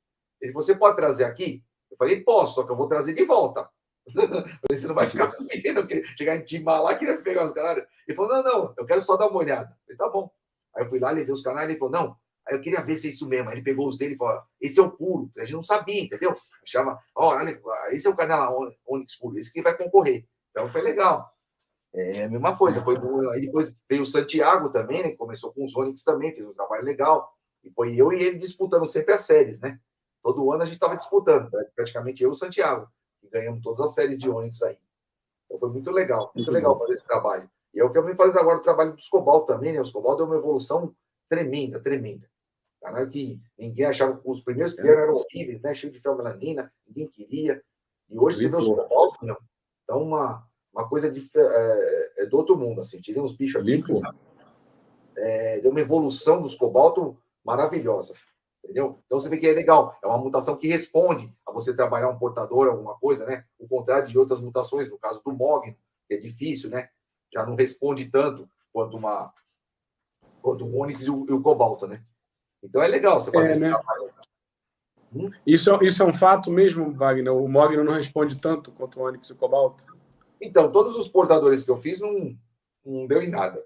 Eu até fiz agora novamente, né? Porque, assim, os primeiros que a gente tinha feito, cadáver de 15 anos atrás, né? Quando estava começando, a gente fez a transição do opalino para Mogno, né? O nosso opalino ficaram sendo os Mognos, né? A gente fez isso. Só que depois, quando separou, então ninguém tinha feito mais isso daí. Nem colocado o Ônix, nem feito o portador, né? Não virava. Nunca deu certo. Aí eu cheguei a fazer o ano passado. Falei: vou fazer agora porque nós tivemos uma evolução, tanto nos Mognos quanto nos negros clássicos, né? Nos clássicos. Então eu falei: então vamos tentar fazer. Eu fiz um portador e esse eu não cruzei esse portador para tirar os Mognos, não saiu nada aqui de bom, não. Não gostei, não. Então, a mutação não responde, sabe? Porque o próprio Mogno, né, e o opalino, já é uma mutação ingrata, né, eu falo. Porque no mesmo ninho você tira um bicho top, um bicho mais ou menos e uma tranca. Que parece que você trocou ovo. Você fala: é filho desse casal. Eu falo: não, você trocou ovo, não é possível. Não é filho desse casal, entendeu? De tão ruim que é. Porque ele tem gradações, né, o Mogno? Tem gradações, né, de melanina, entendeu? Sim. Então, nasce um bicho bom, um bicho fraco, um bicho mais ou menos. Então, não tem uma coerência, né? Assim. Então, fala uma mutação ingrata, né? Nasce um bicho mais desenhado, um bicho mais apastelado. Exatamente. Né? Tudo dentro do mesmo ninho. Não tem constância, né? Não tem, entendeu? Não é igual o Cobalto, que já responde, você coloca o portador, responde, o Ônix também responde, entendeu? Então, são mutações diferentes. O Mogno, acho que é o mais... As outras mutações também tem esses probleminhas assim, né? Mas eu acho que o mais ingrato mesmo é o Mogno opalino, sabe? Que é incoerente assim. Então, é tudo assim, né? E tem que saber, né? Procurar saber qual que vai ser o canal ideal para você fazer o portador daquela cor, o que precisa. Você precisa de um bicho de mais contraste, você precisa de um bicho de menos contraste, um bicho mais envolto, um bicho menos envolto. Então, tudo é isso daí. É como o Ricardo tem falando, você tem que estudar, ver o padrão e aprendendo, né? E fazer testes também. A gente faz muito teste, entendeu? Muito teste. Por exemplo, agora, eu tenho um exemplo. Estou fazendo os ágata topázio e o vermelho intenso e nevado, né? Uma linha que eu estou trabalhando. E eu fiz portadores. Eu tenho 5, eu guardei 5 portadores para mim. Você vai usar os 5? Não sei, cara. Difícil. Mas por que eu guardei? Porque eu tenho um com desenho fino, eu tenho um mais oxidado, tenho um com menos feomelanina, eu tenho outro com um formato maior, entendeu?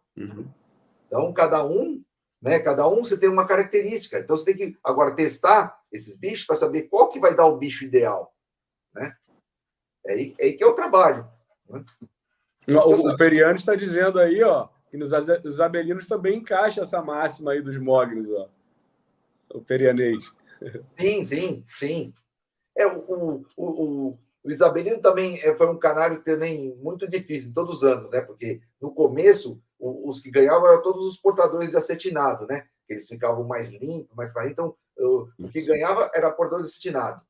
Então, ficou meio... Aí, ficou na tonalidade da melanina, né? O bege, o bege mais claro, aí ficou o mais marcado, o menos marcado, né? Então, é difícil porque, assim, se você for pensar, né, acasalando ele com o ágata, o ágata já é diferente, né? O ágata é um reduzido. Você precisa da melanina negra no ágata. Fina, mas tem que ser negra. No caso do Isabel, não. Ela tem que ser fina, né? Reduzida, né? Só que tem que ser um bege claro, né? Não pode ser um escuro. Entendeu? Então é diferente, né? São diluídos que não dá para se acasalar entre si, né? Ao contrário dos oxidados, que o canela você pode botar com verde tranquilo, né? Exatamente. Mas o Isabelino é um desafio grande mesmo, ele tá certo. É um bicho desafiador mesmo. De fazer a tonalidade certinha do Isabel é muito desafiador também. Exatamente. Bruno, eu acho que esgotamos o assunto, hein? Não sei se alguém tiver uma pergunta aí, não sei se tem mais pergunta no colocou, né? Aqui no chat eu falei pro pessoal fazer as perguntas aqui, mas...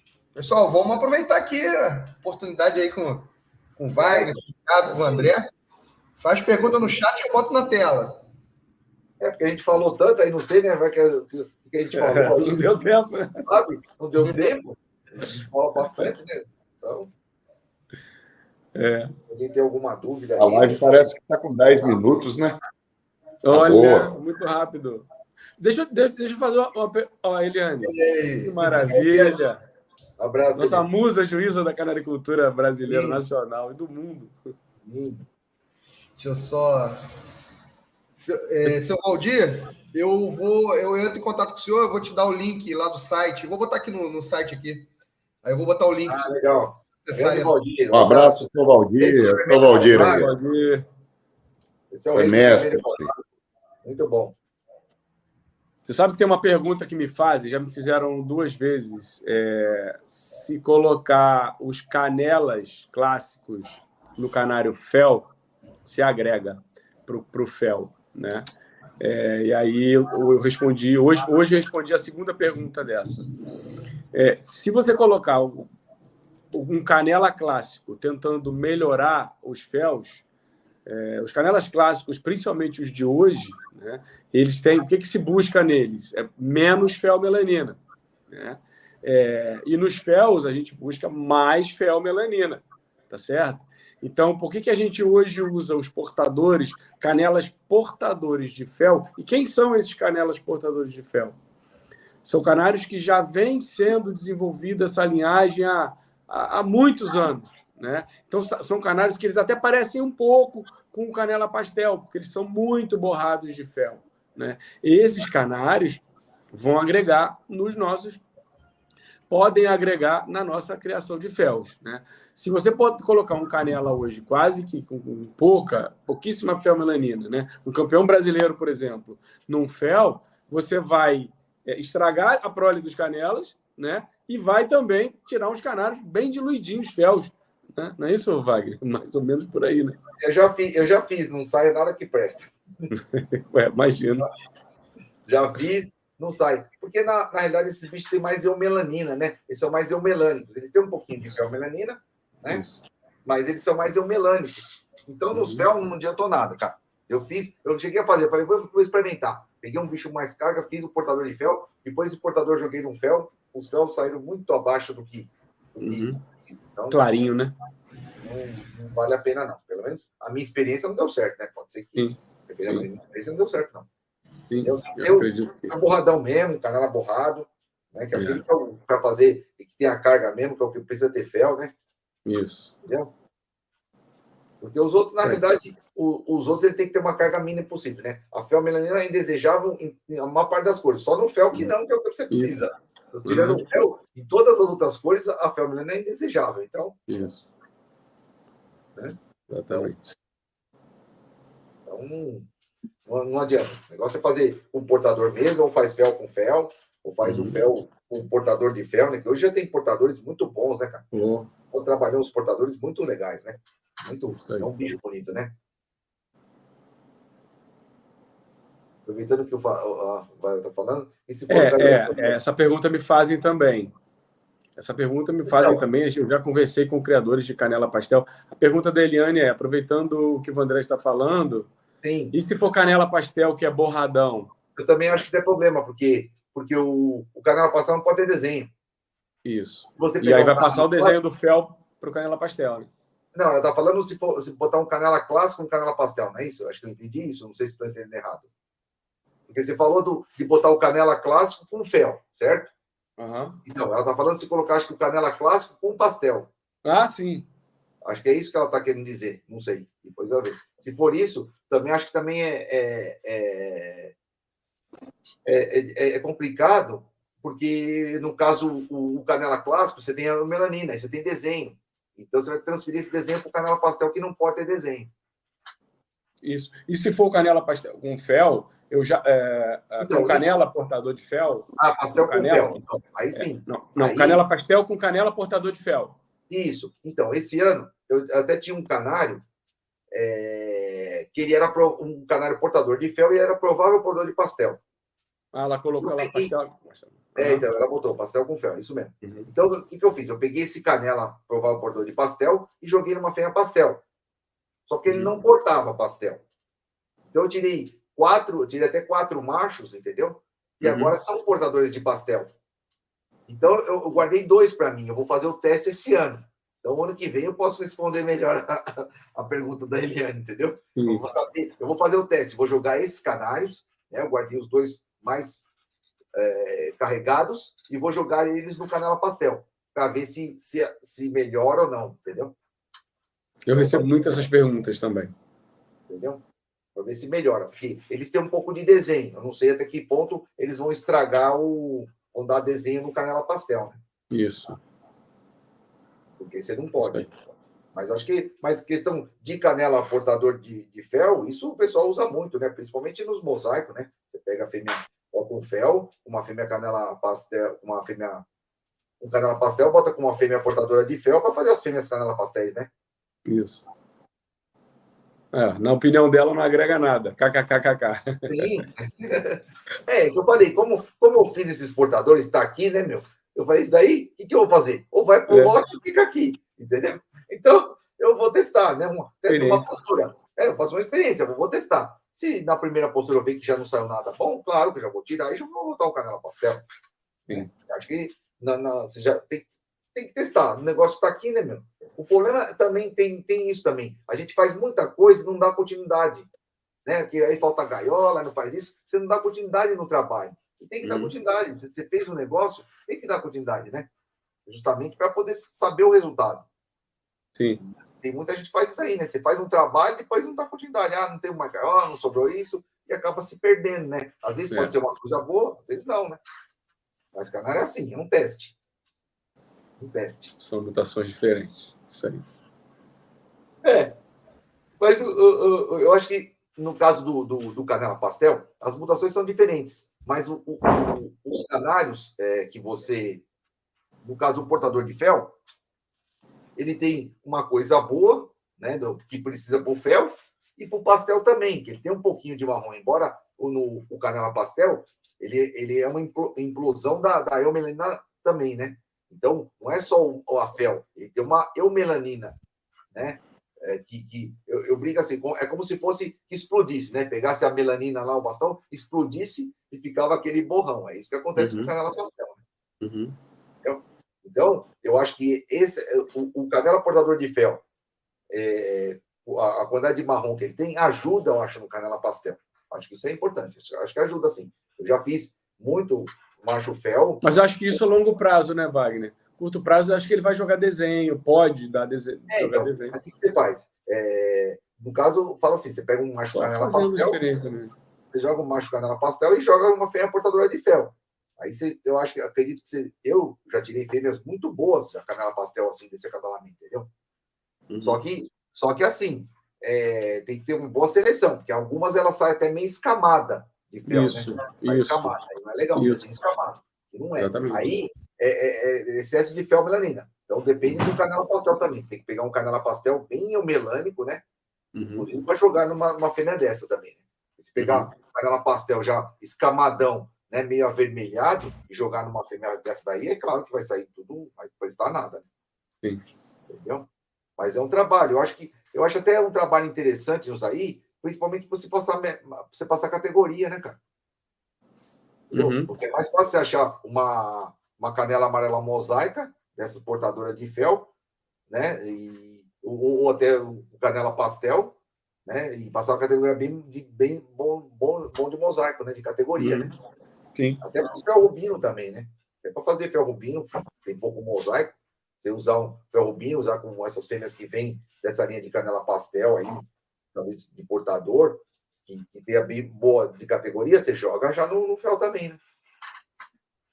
Tem N possibilidades de trabalho, né? Isso que é bom, né? Exatamente. Pode dar certo, pode não dar, mas só vai saber se fizer. Tudo a gente vai testando, né? Tem que testar de tudo. Isso que é o gostoso. Essa alquimia que é gostoso, né? Do canal. Essa alquimia fascina. É gostoso isso, né? E é por isso que eu acho que, além da alquimia e por cantar, é o que o canário é o que resiste mais em todas as crises, né, meu? É um bicho que resistiu em todas as crises, né? Você pega muitos outros exóticos, são bonitos, né? Os próprios agapornes, né? Caíram, porque além de ele não cantar, né? Não tem essa alquimia, né? Sim. Eu falo assim, né? Tem o canário, que você pode mudar muita coisa. Enquanto que alguns exóticos não, é só aquele tradicional, né? Tem algumas cores diferentes, os agapornes, tudo, né? Os outros bichos, ele tem aquelas mutações diferentes, mas já tem um padrão, né? O canário não, o canário você consegue fazer um bicho melhor, um bicho fraco, né? Consegue mudar muito. Além dos bichos que gritam aí. Por isso que o Ricardo e o Pedro não quiseram lá os agapornes, que grita demais, né? Isso grita muito, cara. Bicho é cruel, cara. Se você fizer principalmente, acho que ringneck, tudo que você criar em área urbana, não dá, né, cara? O bicho grita demais, tem que ser... O vizinho te expulsa. Não dá. Eu aqui, impossível, aqui onde eu moro, impossível. Já tive problema com canário, volta e meia aparecer alguém aqui para fiscalizar, né? Imagina. Teve uma época que um amigo nosso, ele tinha um casal de agaporni, né? E ele teve que ir para o hospital e não tinha quem cuidar. Ele trouxe para minha casa, né? Que eu tinha bicho para cuidar. Então, para não passar tanto doença dos meus bichos para dele, né? E tanto para o dele para o meu, eu deixei na cozinha, né? Eu falei, não vou botar no meu criadouro, porque eu não sei também se os canários podem dar algum problema, né? Para um casal de sacídio e vice-versa também, né? Aí deixei na cozinha. E eu lembro que na época eu solteira, minha irmã, nossa, que bicho lindo, tá vendo? Não é aquelas porcaria que vai ter, aqueles bichos mais feios, bicho lindo, maravilhoso. Eu falei, tá bom, tá esperando. Domingão, 5h30, o agaporni começou a gritar. Acordou todo mundo, 6 horas, chegou. Já não ficou tão bonito assim mais. Aí minha irmã falou, você é bonitinho, mas você grita demais, viu? Eu falei, tá vendo? Tem essa, né?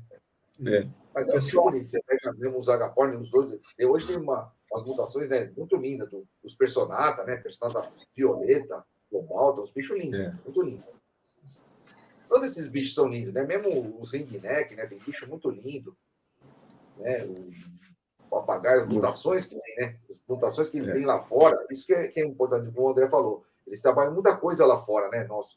Eles têm muita mutação. Tem mutação da nossa arara canindé, vialbina, branca, lutina. Eles têm tudo, né? E a gente aqui, infelizmente, com a nossa legislação, né? Infelizmente, a gente não tem nada, né?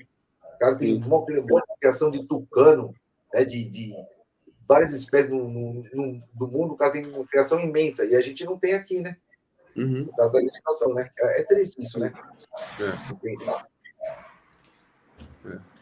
Pessoal, são 10h07, né?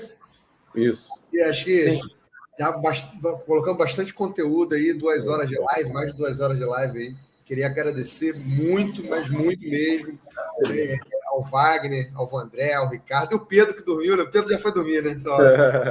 Pedro já foi dormir. Pedro capotou. Nosso futuro OBJO aí. Isso aí. Ele falou, amanhã eu tenho que cuidar dos meus canários cedo, eu vou deixar esse cara falando aí, meu. Eu vou dormir aqui, eu tenho que cuidar dos canários. Tem que tratar, cara, né? Tem responsabilidade. É isso aí. André, suas considerações finais aí, para a gente encerrar. Bruno, eu queria agradecer demais ao Wagner, ao Ricardo, por ter aceitado esse convite. Me sinto muito honrado de estar com vocês aqui.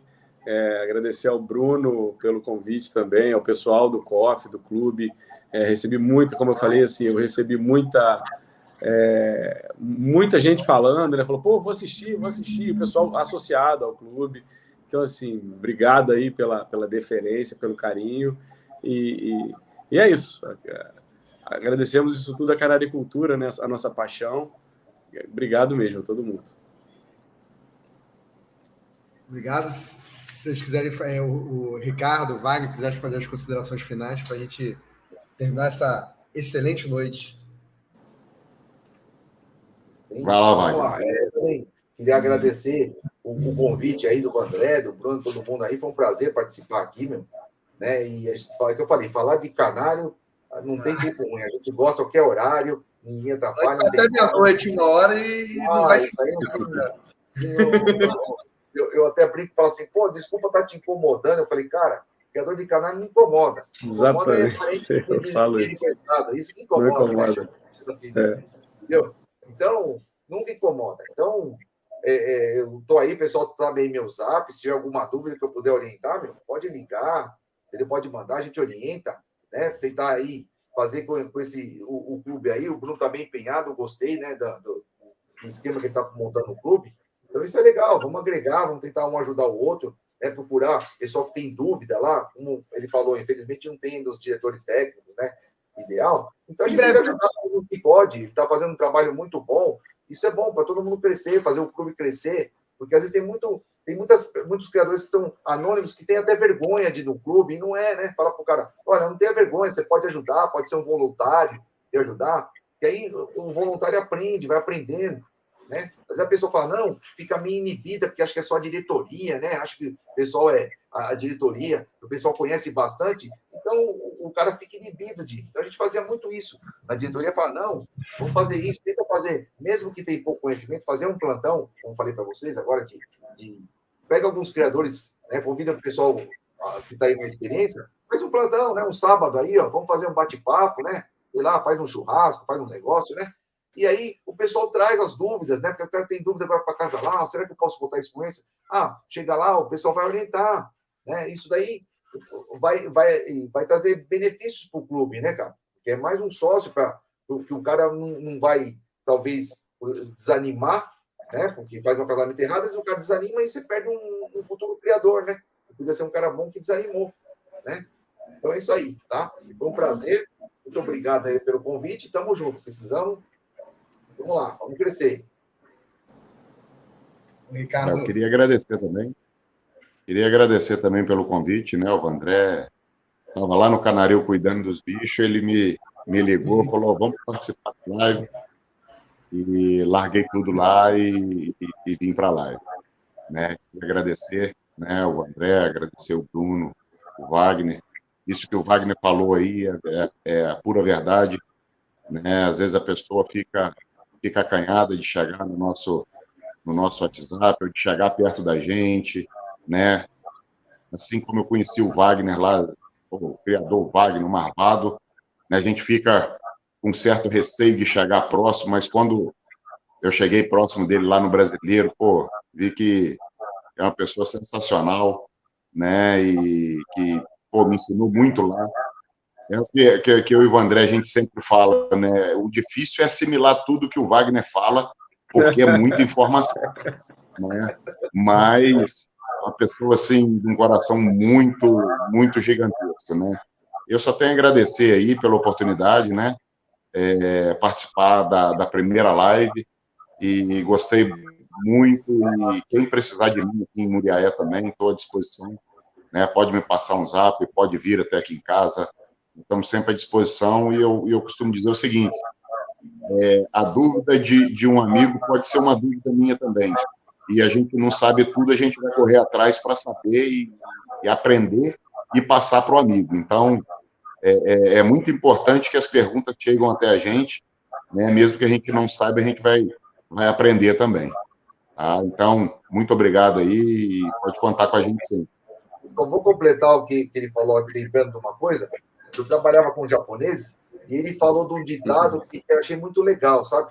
Ele fala assim, que a tua vergonha, da dúvida, dura só 1 minuto. Que é a hora que você pergunta. Você passou ali, acabou a sua vergonha, entendeu? Então, o negócio é isso. Você vai ficar 1 minuto, você vai perguntar. Se não receber, você passou só aquele 1 minuto de vergonha. Agora, se você não perguntar, você vai ficar com a vergonha pro resto da vida, sem saber. Entendeu? Então, o negócio é você pergunta. Você vai passar vergonha por 1 minuto, até o pessoal responder. Depois acabou sua vergonha, entendeu? Então, é isso aí. Não tenha vergonha, pergunta. O curioso sempre aprende. Se você não perguntar, você fica com aquela dúvida eterna. Então, não tenha medo, pergunta.